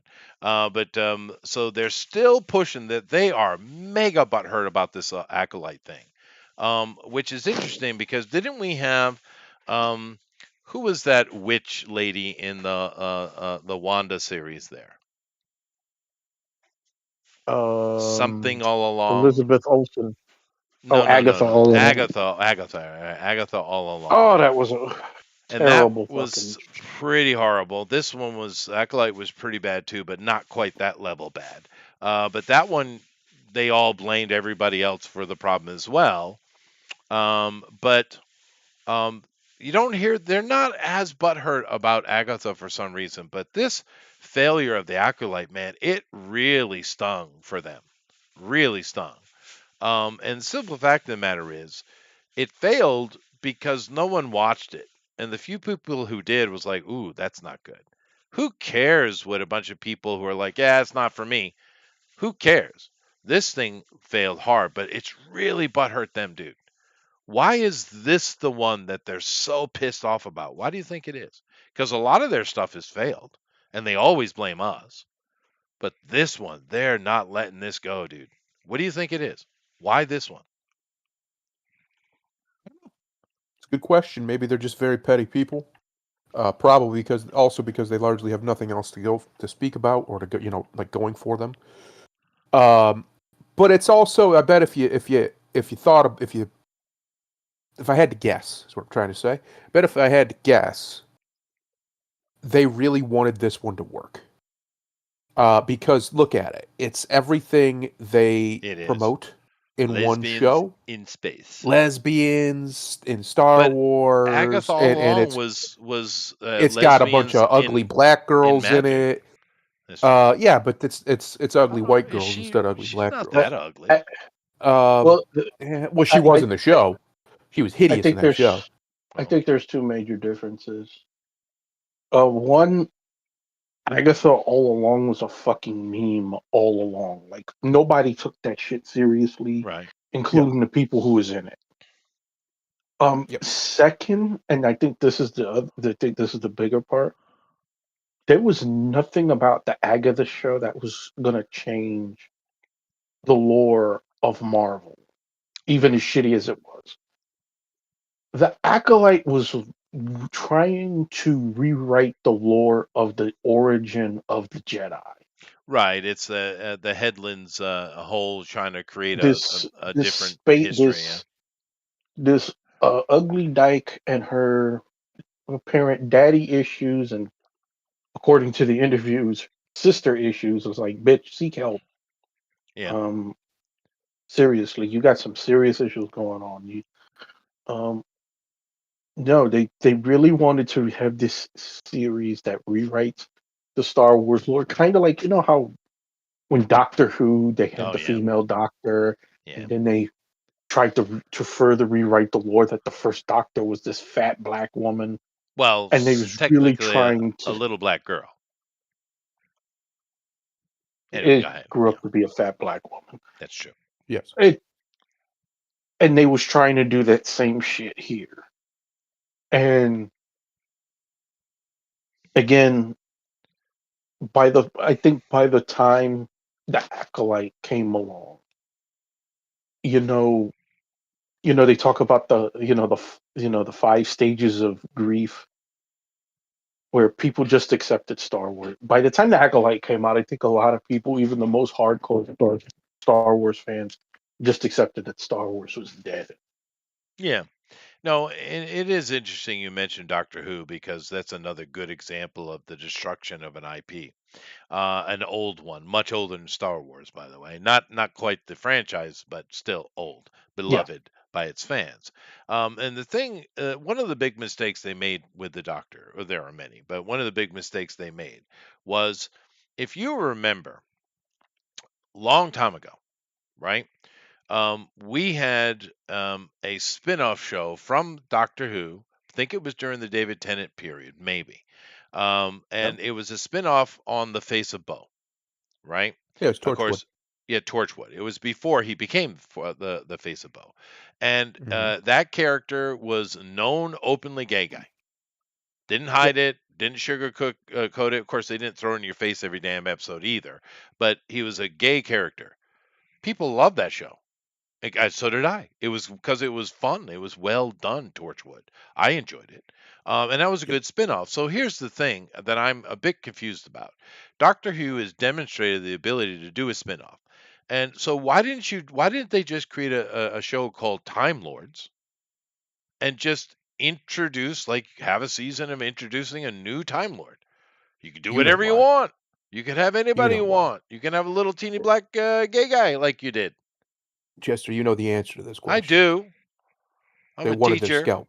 We never yeah. Uh, we never ask I- questions we don't know the answer to. I know they he want he scalps. set up so Stephen Moffat set this up masterfully. I don't know if he wanted to himself That's or the fair, directive Jiminy, came but it down was kind of fun. or whatever, a mixture of the two. They set it up for years. Everything they did was premeditated and planned, including the character that you're talking about, Captain Jack, Yeah, and Harkness. Yeah, his insinuation that they did, even in Russell T Davies, even the Ninth Doctor insinuated he was bisexual when Captain Jack was flirting with him, and he kind of flirted back a little bit, playfully, but still. They insinuated it intentionally. They knew what they were doing. They were doing it the whole time. They were sure. building That's sure. to everything they've been doing lately because they wanted their scalp. When Russell T Davies didn't have the reins and the responsibility of Doctor Who on him, he went into Torchwood, and it was far more homosexual and openly sexual It than the was, Doctor would ever have been allowed to be. but Uh, therefore and that's fine. that's right. They created a That's fine. venue for it. Is But my the point. point that I'm getting at is that this wasn't an accident. This wasn't a they didn't just decide one day to do this. They planned to do this for a very long time. They had been planting seeds so they could easily gaslight and tell everybody this is how it's always been. When we all know that's not true. The Doctor's always been a white man. He's always been a man. He's always been straight. He has children. He has grandchildren. Probably had a wife at some point besides River Song. Like all of these things are clearly, obviously true about the character, but they're just character notes. They're not who he is when he is the Doctor. And the Jiminy. fact that they made so much of it about his sexuality, about his attraction to his companions, all of this was intentional. Yeah, no, All it of it was. I was to know, dude. get you to the point of accepting this bullshit. It was a And baited it comment. worked for Thank a you. little bit. It worked for Yeah. a little bit, but I mean, that ship's sunk It basically at is. this They point. It's killed. done. They've truly killed Doctor Who. But that's funny. Jiminy says, uh, "Garbage show, pure gay. Everyone on the show was bisexual and making out with each other. It was a galactic level STD that turned Jack Darkness into the face of Bo." It's probably we don't know what happened. You're probably right. Yep. You're probably right. But I didn't hate the show. I thought there were some fun episodes, and it was fairly well written, is my as well. But I'm just saying that they could have easily done a Time Lord show, and done whatever they want to do. And of course, there are many examples of this statement. You could have done something and spun it off of your thing and trying to get that scalp. But of course, we know that's exactly what they're doing. And Booster, if you don't understand what it means to get the scalp, it's a very American thing. It's the engines. He knows what it means. Okay. Just trying to help out. Anyway, Leslie here. Headland's most pointed comments targeted the fans' contemporary space. She said she says she already knew the YouTubers and channels covering the show since she followed many of them long before Lucasfilm hired her. Bullshit. She claims some creators are honest, while some are snake oil salesmen and fascists and racist. Now, does anyone here believe? Now, I believe that she believes all that because they're out of their frickin' mind. But does anyone believe that Headland was paying attention to anything Star Wars before she was hired by Lucasfilm Hell at no. all? And yeah, it's complete fascism to reject a show that you take a beloved IP and make it all about having sexual fantasies about your fucking sister. Yeah, if that's fascism, where do I sign up? Right, and they don't know the meaning of that word anyway. They don't understand fascist or racism, and snake oil salesman sounds like a little bit of projection to me. Anyway, her A argument little. isn't that the show failed creatively; it's that an online ecosystem seized on it for profit. Did they? No one's making money on YouTube. She describes the Oh, fan they made critic they world made more as a money shitting on it than they made on that show itself. I get your point, but that's not actually true. No one's making money on YouTube. You have to make money by selling stuff or Patreon or something like that.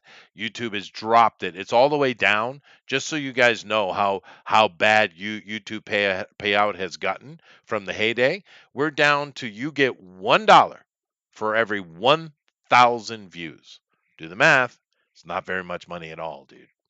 That and that just recently dropped from $3, by the way. Keep that in mind. But YouTube has been cutting heads for years here. They don't want to pay anyone anything, dude.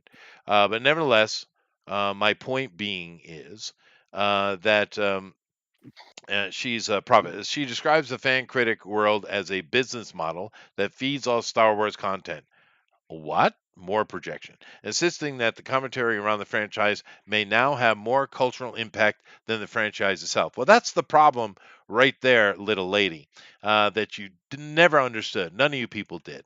Star Wars is probably the second or third largest IP in human history, right? Number one is most certainly the Bible and all of its associated stuff, like the Quran and things like that. Number two, maybe Tolkien, probably not. Number two is probably Star Wars. So when you're Yeah. talking about cultural impact, you don't get bigger than that, baby. Headland suggests the negativity wasn't personal but financial, implying that creators were incentivized to attack the show because the views were there. Where were they incentivized? Where are they making this money? Where is this giant bank that is paying people to hate your little weird acolyte creation? Where is this? What manner of delusion do you have? Who cares? You think she believes this shit? Yes, Yeah, I think she's deluded herself that much. Okay. the Jiminy people went. was incentivized to attack the show. No, most people who attacked this show actually cared about Star Wars at one point. Yeah, but I didn't see a lot of people actually attacking. I saw people laughing. Well, yes, most people made fun of it Yeah, they just because laughed at it. everybody knew it was going to be bad. And to be honest, Lesbians in space. they actually exceeded expectations in making it worse than people Yeah. actually was imagining Yeah, it and being. the story was so full of plot holes, dude. They really didn't know what they were doing. The writing was certainly not the first thing on the table. But I Jiminy wins the day though because galactic level STDs are definitely a thing. Fair enough. But anyway, it goes on and on and on, and they're just bitching, bitching, bitching. Oh my god! And we know they complain about everything. Anything that fails is not their fault; it's our fault. Well, But it it was is interesting that this little girl right here, she's really disappeared off the internet. well, they're both narcissists. I mean, are you really surprised that narcissists have a hard time processing that the rest of the world don't think No, their ideas are good? I agree, but I'm just saying that this girl's level of vitriol was harsher than any of them. Yes, Jiminy Yes, wins. you know why? Because she came into this business young as fuck, and when you come into the business, I think what she started off in the Hunger Games, like she was like 12 or some I have shit. no clue, but okay. Yeah, that because if I'm not mistaken, that's where she got her start. She was in the fucking Hunger Games. So just think about that. Think about who she was roaming around with, another pretentious cunt in Jennifer Lawrence. Oh yeah, Jennifer's Um, pretty bad. And you also, but so even the Ironheart think girl so, wasn't as bad. oh no, she was actually worse. If Yeah, but Borat she's don't just like her, you dumb you got to be though. worse. Yeah, well, I'm talking about her public persona. This is an idiot right here. Yeah. But yeah, if Well, Borat doesn't like you, yeah, you're fair enough, dude. but Uh, I'm saying hers is a bit different because you took her as a child, yeah, and she has lived in this nonsensical bubble for a decade, and it's probably the first time. And you see it a lot with people of my generation and the younger generation when they've gone through adolescence in a fucking bubble or echo chamber, whatever term you want to use, and they get out into the real world and they hear no, or people just aren't blowing smoke up their ass right. after having smoke blown up their ass for a decade, and they freak the fuck out. Yeah, They can't handle it. I could imagine it being a complete shock to her fucking system that people don't yeah, think because that she's the that best she thing since shoots sliced bread, sunshine out right? her ass. Right. Well, you know what they did with this, and it's extra sad because I can't remember the game. You guys tell me which game it was, Star Wars game. But they had the Star Wars game where there were twins, and the twins separated. One goes to the light, one goes to the dark, right? I can't remember which video game, which Star Wars video game that was, but someone in here will remember. But they took that storyline and they made it girls instead of boys. Okay, fine, right? And but they didn't execute it. And the thing it kills me is that game was pretty popular. People liked it. They had a model to follow. You want to make them girls? Go right ahead. But why didn't you follow the model? Why did you write this absolute crap? I mean, you had a model right in front of you. Hmm. Because they have to put their intersectional bullshit on top of it. It's not enough That is true, to Jiminy. it's not enough to just change it. And Jim and again, perfect example of what Jiminy's talking about. And look at how J.K. Rowling surgically dissected Watson's silly ass. Well, she's a silly Um, girl. She's not very smart. None of them are. yeah, but she's a perfect. You could say she is basically the white counterpart to Amandla here, Yeah, yeah. where In a she grew up. way, she's nowhere near as loud, though. But you don't have She to be as was. loud to be a bitch. Look, if you're being a bitch, doesn't matter about the level of loud. Like No, it doesn't. You're right. they were the same level of bitch. Yeah. Because the fact of the matter is, you're talking about two kids who came, quite frankly, from a place of privilege. You're fucking making millions of dollars Ooh, got a kiss. as a kid playing fucking make believe, Mm. and you come into and you go into this. Like I said, you're living in a world where people blowing smoke up your ass, and any little fucking thing that you do and any stupid fucking thing that you say, people act like it was so great, and they walked out into the real Yeah. world with a false sense of importance. Yeah. And the first time they got a little bit of shit drawn back on them, they shorted the fuck out. Yeah, no, we see a lot Right? of that these days, narcissism, especially when you get into, and I know I joke about this, but especially when you get into the kind of ghetto urban areas, because there are many kinds of ghetto. We all know this, but what I do see a lot coming out of that is this level of complete, this complete lack of awareness that maybe you're not the best thing in the world. Maybe a little bit of work would level you up some, right?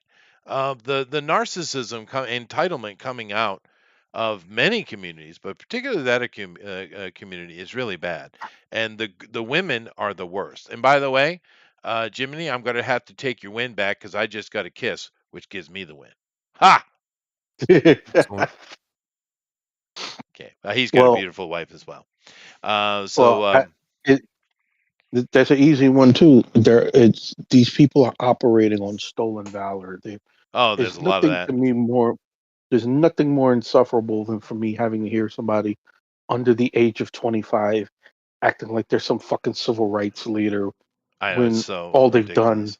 is they put on a fucking wig and did a fucking part in a movie and may have fucking twirled and sang for an And hour. they haven't Like, read bitch, any shut of the the fuck up. actual, activists from the past either. They haven't read anything from Martin Luther. They haven't read Malcolm X. They haven't read any of them, Alberts or any of them. They've read nothing. And therefore, they don't know what they're talking about. You're 100% correct in that. I'm waiting for the Can I, rebuttal, Jiminy. can I ask a question? No, you Why cannot would they? have kisses from my wife. No. Why would they? Why would they have this young woman hold a lightsaber that is way too thick for her hand? What are we doing? Yeah, that is a Like, is bit it this? weird. This is the level of attention to detail these people had in this show. That thing's Yeah. huge. I don't even know if I could grip that thing To comfortably. What are we doing? to be fair, though, I will I'm make. sure she grips it somewhere else. Oh, okay. But Jesus. But I can actually account to this a little bit Hmm. because I did win an actual movie lightsaber, Darth Vader's from The Empire Strikes Back. Right? It's numbered and everything. I have it. And so I do have an actual lightsaber from the movie, right? And it fits in my hand really well. But I have gigantic mitts. And honestly, any other person, like my wife, she couldn't hold that well. They did oversize them for some reason. I don't know, Mark, the size of. Well, that was Darth Vader's. Oh, he was a big guy, though, wasn't he? Maybe that's why. But they are kind of bigger than you think they should be, though. Because if you look at a real sword handle, where you hold it, they're pretty thin, actually.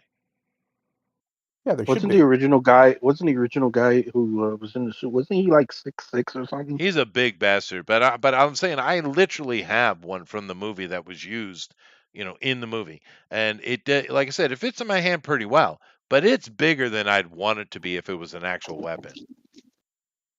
And I do have kaiju hands. My hands are freaking ridiculous, as are No, my feet. but my point is Stupid, this is an stupid aesthetic feet. project that looks silly. There's no way she could wield that comfortably. It is. It She just is. couldn't. Yeah. Yeah. You're right. But that This is the is a fair level of point. attention to detail that we did that they had here, and it just goes back to what you're saying. They don't care. This isn't about making quality. This isn't about Yeah, making something that's gonna that is live true. 100 years or Sure. whatever. This is about a scalp. Yeah. what it's Yeah. about. No, you're right. And you're 100% right, Eric. They did everything in post, but it's still cool as shit, though, man. They actually have all the verification, authenticity for the lightsaber, and they actually gave me a full, nice size print of the scene that the lightsaber is in. Right? So it is pretty cool. But yeah, it's just a prop. There's no electronics in it whatsoever. Yeah. Although these days they Yep. probably have a lot of electronics in them. You're right. And I don't care what anybody says. The coolest lightsabers still Count Dooku's. So suck it. Yeah, those are pretty cool. Those are really cool. Yeah. Yeah. But still, I mean, come on. You wouldn't mind owning an Empire Strikes Back prop, dude. Come on now. Oh no, I would love to have Vader's Yeah. saber. Yeah. Hell yeah. Now there were many in the movie. Like I said, I only own one of the many. But Mhm. it's a scene um, where he's talking to Luke, and Mhm. he just cut his hand off, and he's holding up. Mhm. You see the scene where he's holding the lightsaber, and then the light part disappears. Goes back. Unsheaths or Right. sheaths. It's that one. It's that scene. So, Yeah. yeah, That's it's pretty still cool. cool. It is cool. But anyway, these people aren't cool. There is zero cool here. Uh, but That's the uh, problem. but You see, the there, reason why one of the main reasons why the original Star Wars worked at all is because you had Harrison Ford there, and he was cool, super cool. and Yeah, I mean that was it for a lot of people. That's all you need. Then you had things like Boba Fett. He was cool, even though he didn't say anything really. You had a lot of invaders cool as shit. You had a lot of cool stuff, just yeah. cool. The rule Not of cool. that was rule of cool. That's what it was for. Because it looks cool. Why do they have laser swords? Because laser swords are cool. That's why. There's no deep meaning. Laser swords are Yeah, just it's just badass. cool. It's That's just why. cool. The rule of cool. That people always apply more depth to things than there actually are. That is true. Um, Yeah. but um, and you mentioned Han Solo, and they had that movie, the Han Solo, solo movie, right, about Han Hmm. Solo. They made several mistakes with casting and stuff that they shouldn't have done. And the movie failed horribly. And one of the reasons Yep. it did fail horribly is this: Han Solo is so chill and so Yep. cool and so aware of his abilities. He's Hmm. not horribly arrogant. He carries a little bit, but he knows who he is and he knows what he can do, right? He's confident. He's confident. But in that movie, He's a you, man. yes, but in the movie, in the solo movie, when he was young, you had him in a situation where he's basically a slave as a child. And then Mhm. he has this girl, his love, his best friend, who betrays him horribly, and then you imprison him again. It's like that's not the life path that Han Solo took. Well, for one, it's literally not. We know his backstory. He was a imperial officer before he Yes, was a smuggler. He but like yeah, that is true. But I'm just saying that's one of the reasons it failed because no one can believe it. Why did you right. have to do that to him? And we know why, to diminish him, That's right. right? But Yeah. of course, we know that that's not the character of Han Solo. But No. nevertheless, But that's the main reason why they could do just about everything else they do if the people doing it were cool. yeah, But the great thing about coolness is it can never be cringe. And these people are cringe lords. that is They're true. they're walking That is true. cringe, so they're incapable of being cool. If there's anything cool in their shows, it's by accident. A great example is The Witcher, the season 4 of The Witcher. The coolest thing in that whole show was supposed to be this big, tragic, sad, tear-jerking moment, and it's fucking badass when Bret Heart shows up and kills all these idiots. That's the best part. But it was accidentally cool. They weren't going for that. Right. That's true. The actor's Now, just a badass and killed it. why is this a Mandela lady? Because so many of the other ones are still on the internet making their noise, or like I said, Brie Larson has tried to back it up a bit. You still get this girl on the internet making her noise. And why is this one gone though? Because they literally zapped her entire social media presence is just Well, zapped, and we know how hard that is to do. I'll give you three theories. These are theories. One, she found some guy, and he's, a Chad, and since her career is basically going nowhere, she just gave up on it, on the social media stuff. That happens to It even to does. Hollywood women. It does. Uh, Yeah. Goldie Hawn, the good other example. is, yep, the other is Disney just said that's enough out of you and quite literally shut it down, like the She meme. is mean. That's true. She is mean spirited. That's Yep. true. Yeah. Or she's just done. It's over. Her ride at the amusement park has ended, and she had a PR people or whatever, and just shut it all down and is gonna go try and live a normal life. That happens sometimes too. It They just does. give up. What do you think, Grimlock? You know, sometimes you don't ask how God works. You just thank Him for it. You just take the blessing and Okay. go. Yeah. And Lord, I thank you for Fair enough. whatever is keeping her quiet. May it keep her quiet many a day. Fair enough. Alan mentions Target over here. Dude, that they are crashing and burning hard, dude. You see how much money they're Yep. losing? Yeah. That's Oops. what you get when you create transgender bathing suits for little baby girls and boys. Maybe don't do that. Whoopsies. Anyway, let's move Whoopsies. The on market to shifted on you. yeah. Uh-oh. Let's move over to something Well, potentially whoopsie, you good. found out there wasn't a market. Well, right. Right. Wait a minute. Mm, I didn't know this was a thing. neither Sydney did I. Sweeney Gundam movie eyes Noah Centino? Yeah, this kid, Centineo? How do you say that? Centennial, I guess. This kid is from the upcoming Street Fighter, Yep. which so we haven't seen him. And he also he played Adam Smasher in Dwayne Johnson's Black Adam. That's where I recognize his face. He's kind of got that boyish look. Yeah. And Hmm. Sydney was because he's playing her He paramour, is right? aging poorly. Eesh. Anyway. Yeah, well, fair enough. But he's playing her paramour, and she actually was directly involved in picking who the paramour would be. Okay. Oh. But that's not So really they've had sex. Got it. maybe. But here's the thing. I don't care that Sweeney is in this, nor Noah here, Yeah. Centennial, whatever your name is, dude. What I do care is a live action Gundam is coming. What? Wait a minute. How'd this news get under the radar? I didn't hear about this. And it's coming too, dude. It's on. They are I full mean, on if with it's good, this. I'm in. Fair enough, but I'll here watch the shit and out of some Gundam. the guy Jim Mickle who did Sweet Tooth for Netflix, which wasn't bad. They went woke with it, but it was Of well course. done though. But here's the thing. Um, are you sure this is who you want to hire? I mean, I've never. Have you guys seen this? Because I know she's a thing and she's smart to play the conservative role. She's a smart Mhm. girl in that She's always got regard. her titties out. She knows what she's doing. She Yeah. got her titties out. She knows what she's doing. However, I've never seen her act. Have you guys? I've seen him and he was okay. She's Ha- okay. She's fine. Okay. Well, She's here's the fine. problem. Do you know anything about Gundam at all? I know it's cool. That's all I need to know. Yeah, It's but mechs. I like mechs. it is mechs, but it's very different from any other mech show you've seen. Because True. usually the mech shows are just the rule of cool on steroids, right? Yeah, Pacific Rim. Yeah, exactly. And the story behind it, they're not that deep. Gundam, on the Well, other hand, is a Game of Thrones with mechs. The That's right. story, I the was, politic behind it is the most important thing, not the mechs.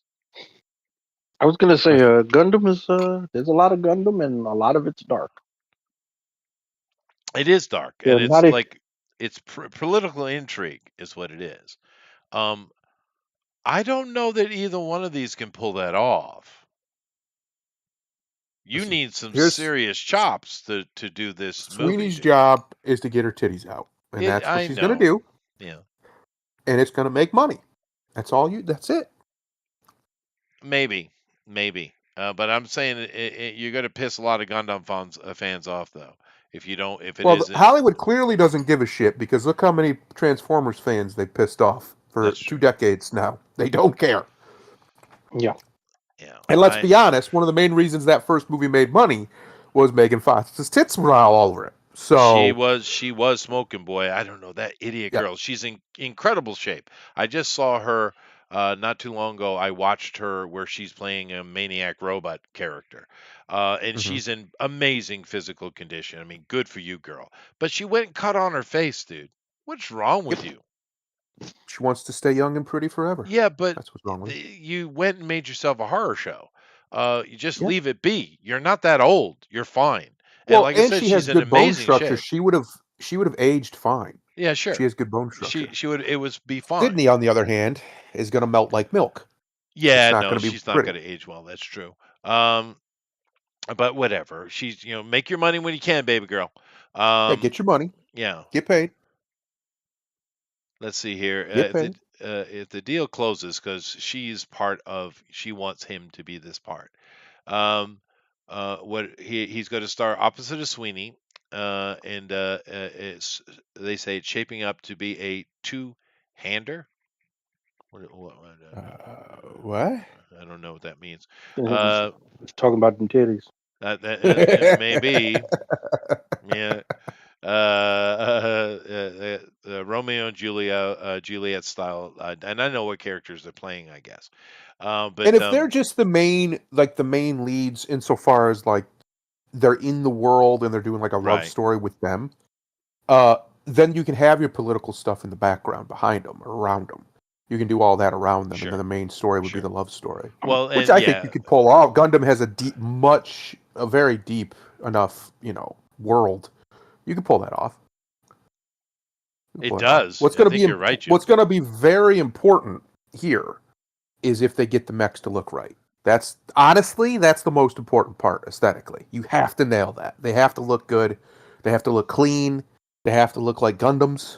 It's true. If they don't, then nothing else is gonna matter. They could nail everything else. It's still gonna be like, nah, I'm good. Yeah, you got 'Cause to they have look the like shit. Zaku's and all the stuff like that. But Yep.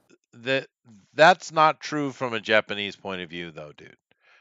Many of them, if the political intrigue isn't the front and center, they'll be upset about it. But I guess who cares about Japan's, because they don't make much money here anyway. But Nope. I just thought that was interesting because Gundam is not easy to adapt, I feel. And don't know that either one of these have got many chops. But Well, you're right. it's She get her interesting tits that out. Hollywood has decided to chase mechs because Yeah, we got a Voltron movie coming. yeah, Now we yeah, got Gundam coming. What else yeah. we gonna get? I Like, want. there's others out there we could get. It's interesting that Hollywood has decided mechs is where we're going to put our energy for the foreseeable future. Grand Diver would be good. Some Guy Yeah. King might be nice. Yeah. There's Yeah. a lot you could do. I mean, they could make more Pacific Rim. I liked the first Pacific Rim movie. The second one was an absolute shit show, but the first one was fine. I thought it was fun. Yeah, but even the second was, well, you could watch it though. But the Yeah, first one was watchable. great. That was golden. Yeah, that was good fun. Yeah.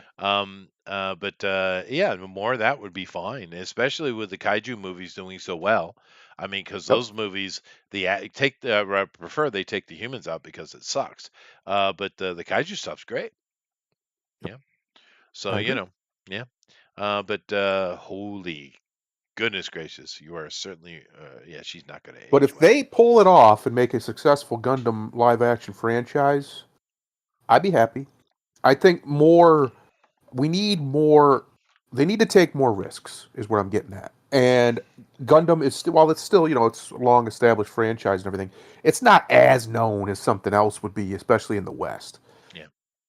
So take risks on different, different styles of different genres, right? Mechs are something they've done before, but they haven't in a while. I'm trying to remember the last time there was a mech movie of any budget. It's been a while. Probably It Pacific has. Rim. And yeah. So yeah, try it. Why not, Hollywood? Give it a shot. Of course, another important factor in this is Gundam is unique also in the fact that the enemy is not some kind of alien or kaiju or something like that. It's human Right. versus human. It's just modern warfare, right? Or future Yep. warfare. There's only humans involved here. There are no aliens, right? It's not Robotech, right? Could be cool. Or a Could be Starblazer or cool. something like that. But yeah, I just thought it was interesting because I saw Sydney Sweeney attached to the word Gundam, and I was like, huh? I do find that interesting that she's in a Gundam movie though. That says because she could be in just about anything she wants right now, Yeah, they right? just She's kind of grabbing the got star enough power. juice. Yeah, Yeah. maybe So her dad like grew up with it or something like that. Because she maybe does she seem did. to, yeah, maybe. Although she does seem to be very family oriented as well, though. I have a sneaking suspicion she wasn't always quite so pretty. Then she grew some boobies, Yeah, and yeah, that's that happens sometimes. Sometimes girls bloom a little late, and all of a sudden they're the belle of the ball. yeah. Uh, I think she might have been one of them because she's real. She seems to be just a normal fucking girl. She's Yep. not, there's no. A lot of times with really pretty girls, when they do get that ego, it's because they've always been pretty their whole life. Even when they were Right, little girls, they were pretty, right. and they've just always had people blowing smoke up their ass. So usually, when you meet one that's real down to earth, she probably wasn't. She And grew into that. I remember when I first saw her, it was a Hmm. Kardashian-esque photo of her, and I Mm. immediately Hmm. didn't like it. Remember? Yeah. And Hmm. Hmm. but I was like, now that I've seen her speak, and she is exactly what you just said, I went back and looked at that photo, actually, from today's prompting, by the way. Hmm. And if you go back and look at that photo, which I instantly had a Kardashian vibe, so I just rejected it, right? But Right. you can see in her eyes excitement, Yes. and the Kardashians are not excited about anything. Oh, they're dead inside. Yeah, Yeah, they're dead inside. Uh, they got what we call in the modern era the thousand cock stare. They're just dead yes, inside. that They've is right. they've been ran through. Uh, I don't know. She may be a total slut for all we know, but it hasn't hit her yet. If she is, it will. If she is, eventually it happens. They catch up to them. I have this little thing that I've heard that somebody I read somewhere that every time a woman has sex with a man that she doesn't love, it literally traumatizes her, and eventually that catches up to her, and she doesn't. It's hard to recover from, if ever they recover Well, from it. don't become a prostitute then. Anyway, Well, have you ever seen them? Have you seen their eyes? yeah, Dead, that is like fair. doll's eyes. Yeah, like the strippers. Yeah, that's Yep. fair. Anyway, let's go over here and take a look, and Oh, Wicked let's for see good. what Look we at got that from coming in. box You office just here. talk about death and you go to this. Yeah, fair enough. But What is this? alrighty Wicked here. for good. Oh, it's Now, the Wicked sequel. Okay, okay, okay. That makes it is the sense. That Wicked makes sense. sequel, and fair enough. Opening Doing weekend, all right. damn. But this Doing all has right. a following of people who love it. Like I said, I'm not interested because it's just another group of people thinking they can rewrite a classic better than the original. So I'm not interested. But people are liking Group of it. people apparently like ugly shit because ain't no way I would pay money to fucking stare at Cynthia Erivo's space alien No, looking ass for well, any given amount of I fucking time. I've seen a couple of clips though, and the world building is gorgeous, dude. It is It gorgeous. is. I've Yeah, seen the first one, but the wife watched it in here one day, and I watched it with her. yeah. And they do a pretty good with that. The most of it's fine. He's just right though. She's just hard to look at. She's not an attractive Well, person. she is the Wicked Witch. And keep in mind, this is just No, flipping she's the the. good guy. Yeah, no, she is because they're Remember, flipping the script, right? right? But here's the only interesting thing about this, and we've covered a little bit. With this, Ariana Grande is the girl's name, right? And Hmm. this lady here. Um, there's something very toxic and very strange going on there. Yeah, she's Something, being turned out in front of everybody's eyes, and people are trying to act like that's not what's happening. dude, doesn't Hmm. it feel like that? Doesn't it feel like that? I really am a little bit concerned, and I don't give a shit about Ariana Grande at all. But because she's just another Hollywood whore, but it does Well, feel like she's people being turned out, dude. Look how sickly she is, man. Something's going on people there. should be people should be concerned considering her history, especially with the whole Nickelodeon documentary that came out last year. That's fair, Alan. And Hmm. people are literally watching it again because I know a lot of people are going to get mad at this. But there's a lot of people who go, "Oh, gay people don't try to turn people out." Yes, Yes, fuck they they do. do. They do it all the time. They see it as a feather in their cap. And if you don't think that space alien bitch ain't doing it in front of your eyes, look at Ariana Grande just 2 years ago and look at her now. Yeah, She no, looks like the alien. there's something ugly going on here, for sure. Um, there's something Well, going on. can we also ask the question: Is when did Ariana Grande become such a little blonde white girl?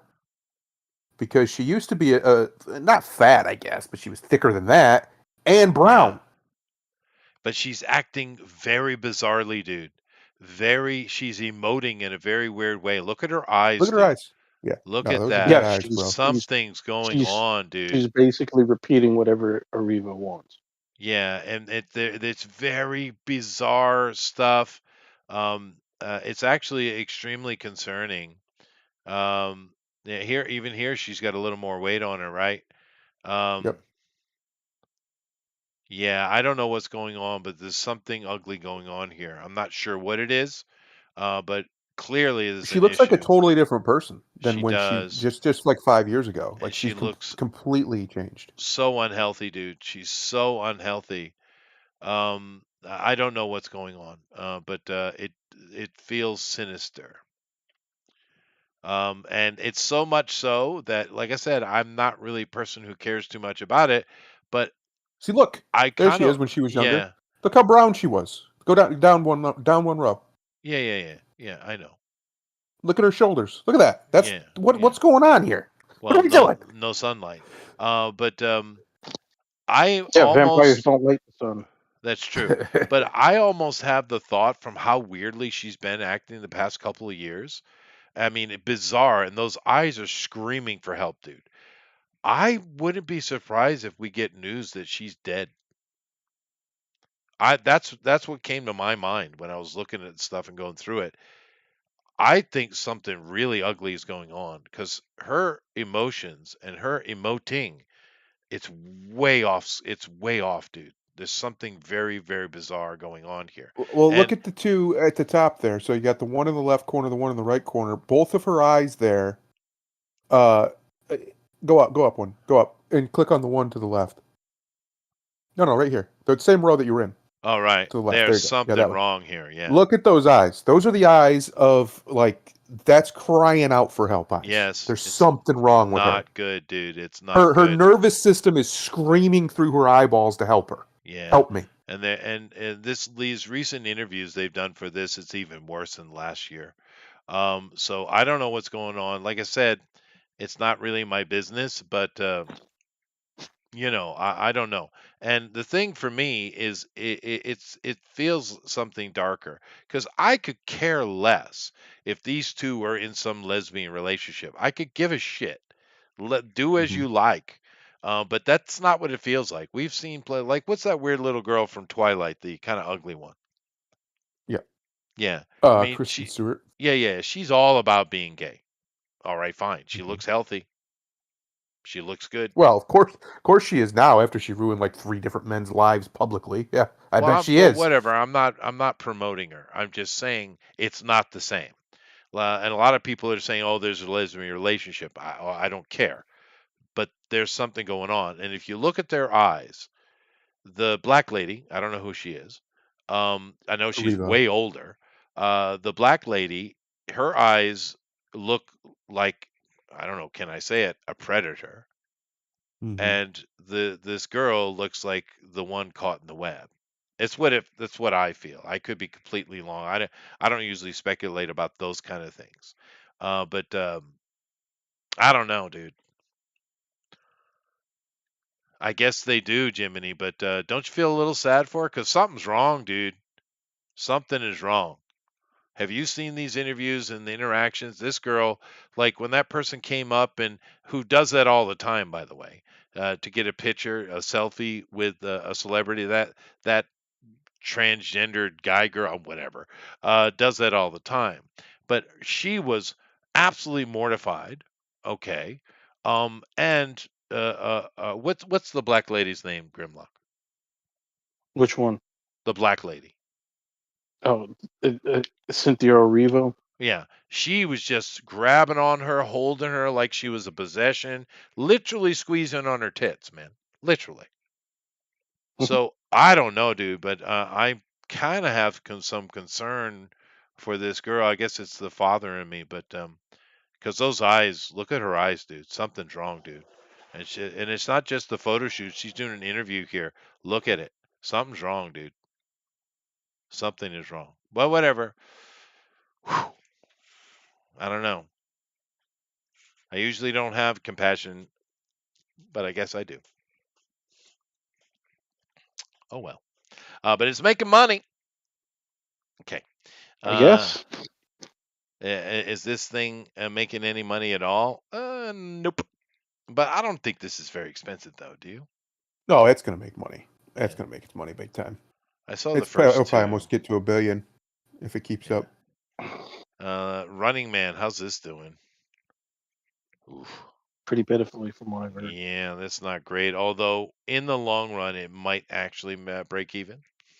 Because when you go out there and don't spend $400 million making a movie, you can make some profit, right? How's this Predator Badlands doing?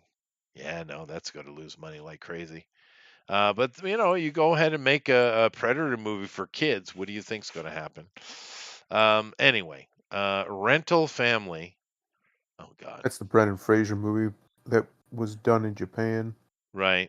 An American actor in Tokyo is struggling to find That's not purpose. bad in only 1,900 theaters, though. That isn't terrible. No, That's only find about not even purpose half. lands an unusual gig working for a Japanese rental family agency, playing stand-in roles for strangers. Oh yeah, I saw the trailer for this.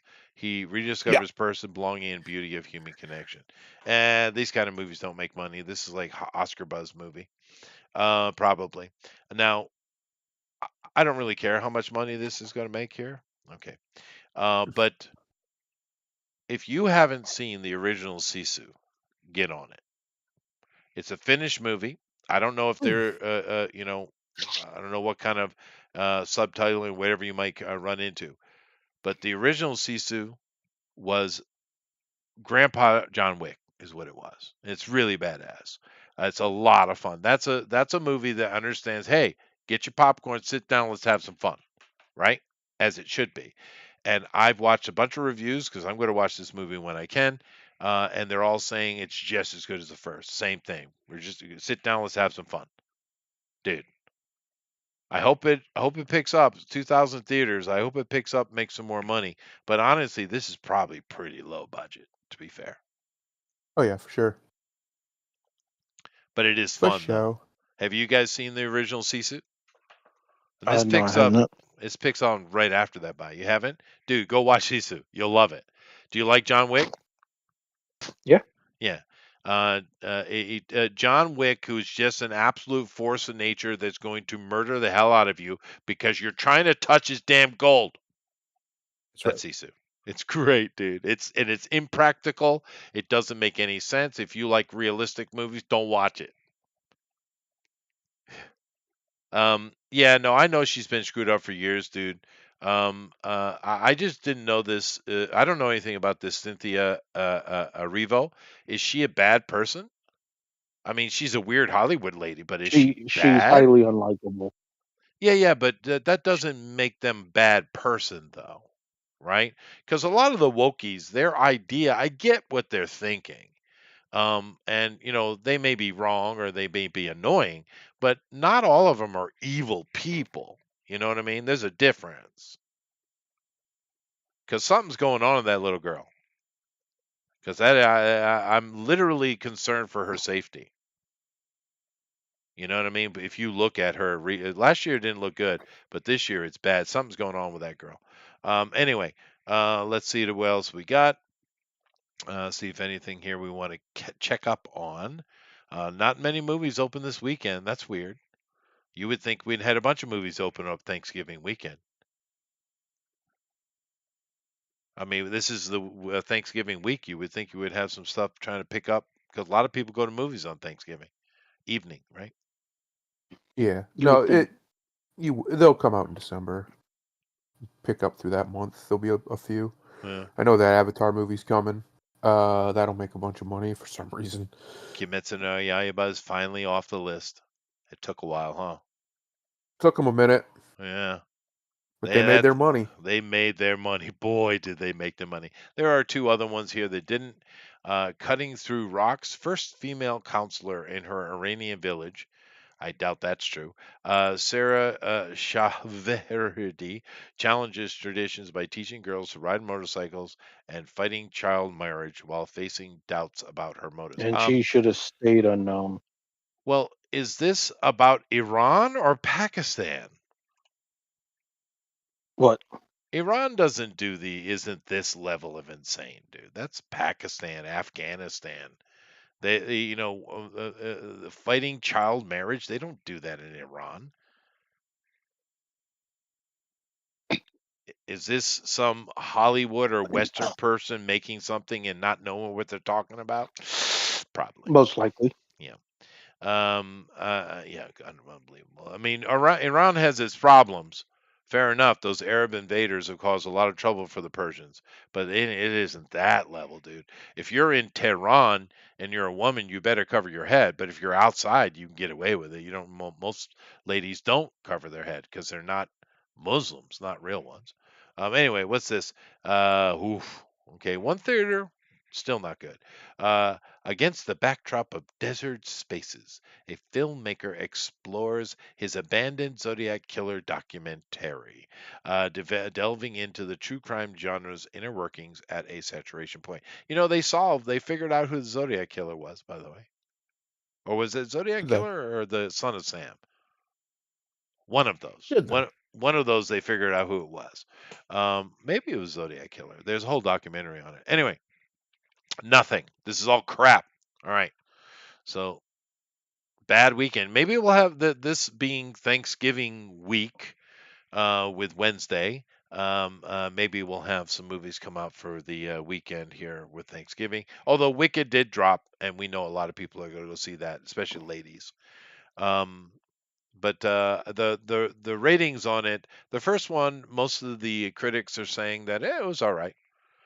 This one is getting a lot of pushback. A lot of the critics are saying this feels like a play that was, I mean, literally a theater play that was shot for camera, which is that's not a compliment. Nevertheless, that's what I got for you. Nevertheless, folks. Yeah. Fizz Oaks. Chester, you never did ask me how my weekend was. You never no, did. no, I've written it down right here. So, You never did. I thought that's a pretty big percentage. Yeah, well, he's talking about according to UNICEF, which wouldn't trust their numbers for a second. 7% of girls, 17% of girls in Iran are married before the age of 18. Okay, not weird in most of the planet. And 3% are married before the age of 15. Once again, for most of the planet, not that weird. But do me a favor, Jiminy, and check the numbers for, say, Pakistan or Oof. Yeah. Afghanistan. Oof. Well, and up until very recently in our history, a lot of girls were married before the age of 18. It wasn't that big of a deal. Yeah. Uh, No, and it was largely to do. This is where people get it twisted. They think it's some weird sex thing or something. No, it's because they wanted to have kids, and because infant mortality was so high up until very recently, they started a little younger than we do They did. now. And life That was it. expectancy was different and stuff like that. And they Yeah. needed hands on the farm. Sure, Yep. that's all true, and there's nothing wrong with that. My grandma was married at 14. To be fair, Yep. if it were me and I were going to make some international law, I would say that marriage minimum would be 15 years and 3 months.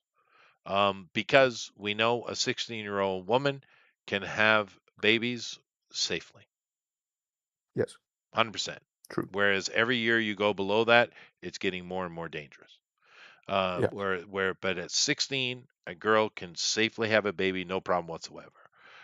So, in a lot of countries, most of the world these days is 16 anyway, is the age. So it is what it is.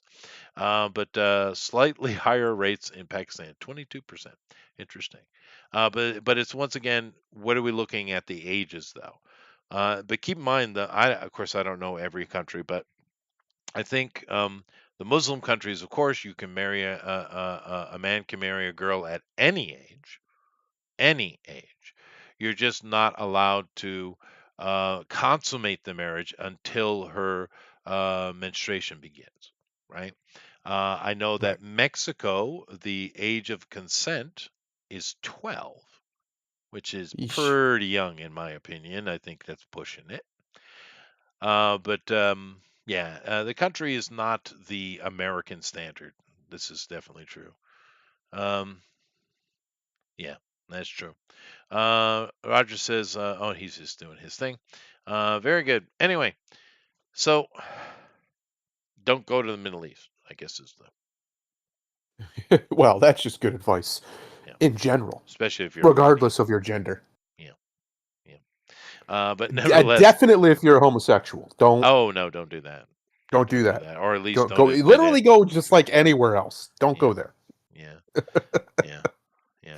There's actually this black guy. I think can't remember which Damn. country he's from, but he's a African, South Africa. Excuse me, not South African, a sub-Saharan African black guy who's highly educated, university professor type dude, right?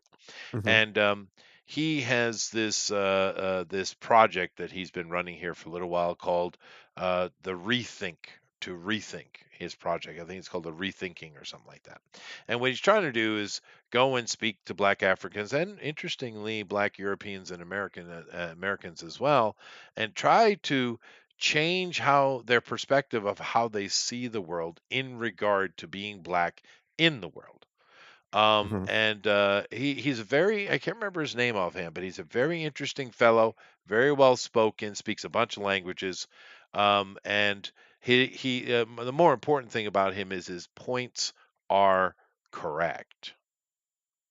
And what he's trying to say is it's not about what you think, it's about what you tell others that you think.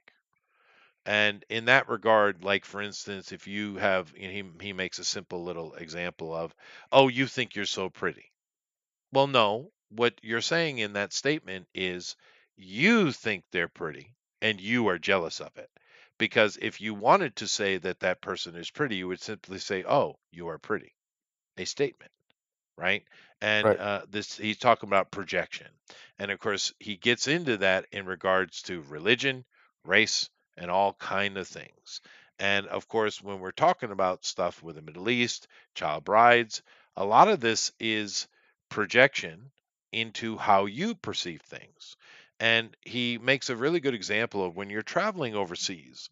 And he was talking to a black girl, and he was kind of trying to school her in her attitude because white supremacists, everyone's supremacist, racist, that type. And he was like, when you go overseas and you travel, he used Japan as an example, oddly enough. And he says, when you go to another culture and you want them to change for you, can't you see how arrogant that is? Because it is. It's incredibly arrogant. You're the guest. Why should they Right. change their ways for you? And a lot of people don't want to deal with foreigners, whatever the situation may be, because it's annoying, right? And of course, he's going to make the same kind of comments when it comes to stuff like what we would consider a child bride, just like the Epstein stuff I was talking about earlier. People getting so up, oh, she was only 17, you pedophile. What? Yeah.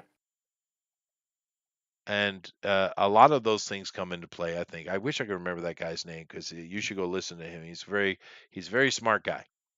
But nevertheless, and we don't listen to many Black Africans really. They don't get a voice very often. No, we don't. It's a truthful statement. They don't get and especially amongst the whole wokies who are always talking about this minority or that or diversity and all that kind of nonsense. Well, why aren't you giving us more diverse voices then from, say, the Black community? Right? They don't do that.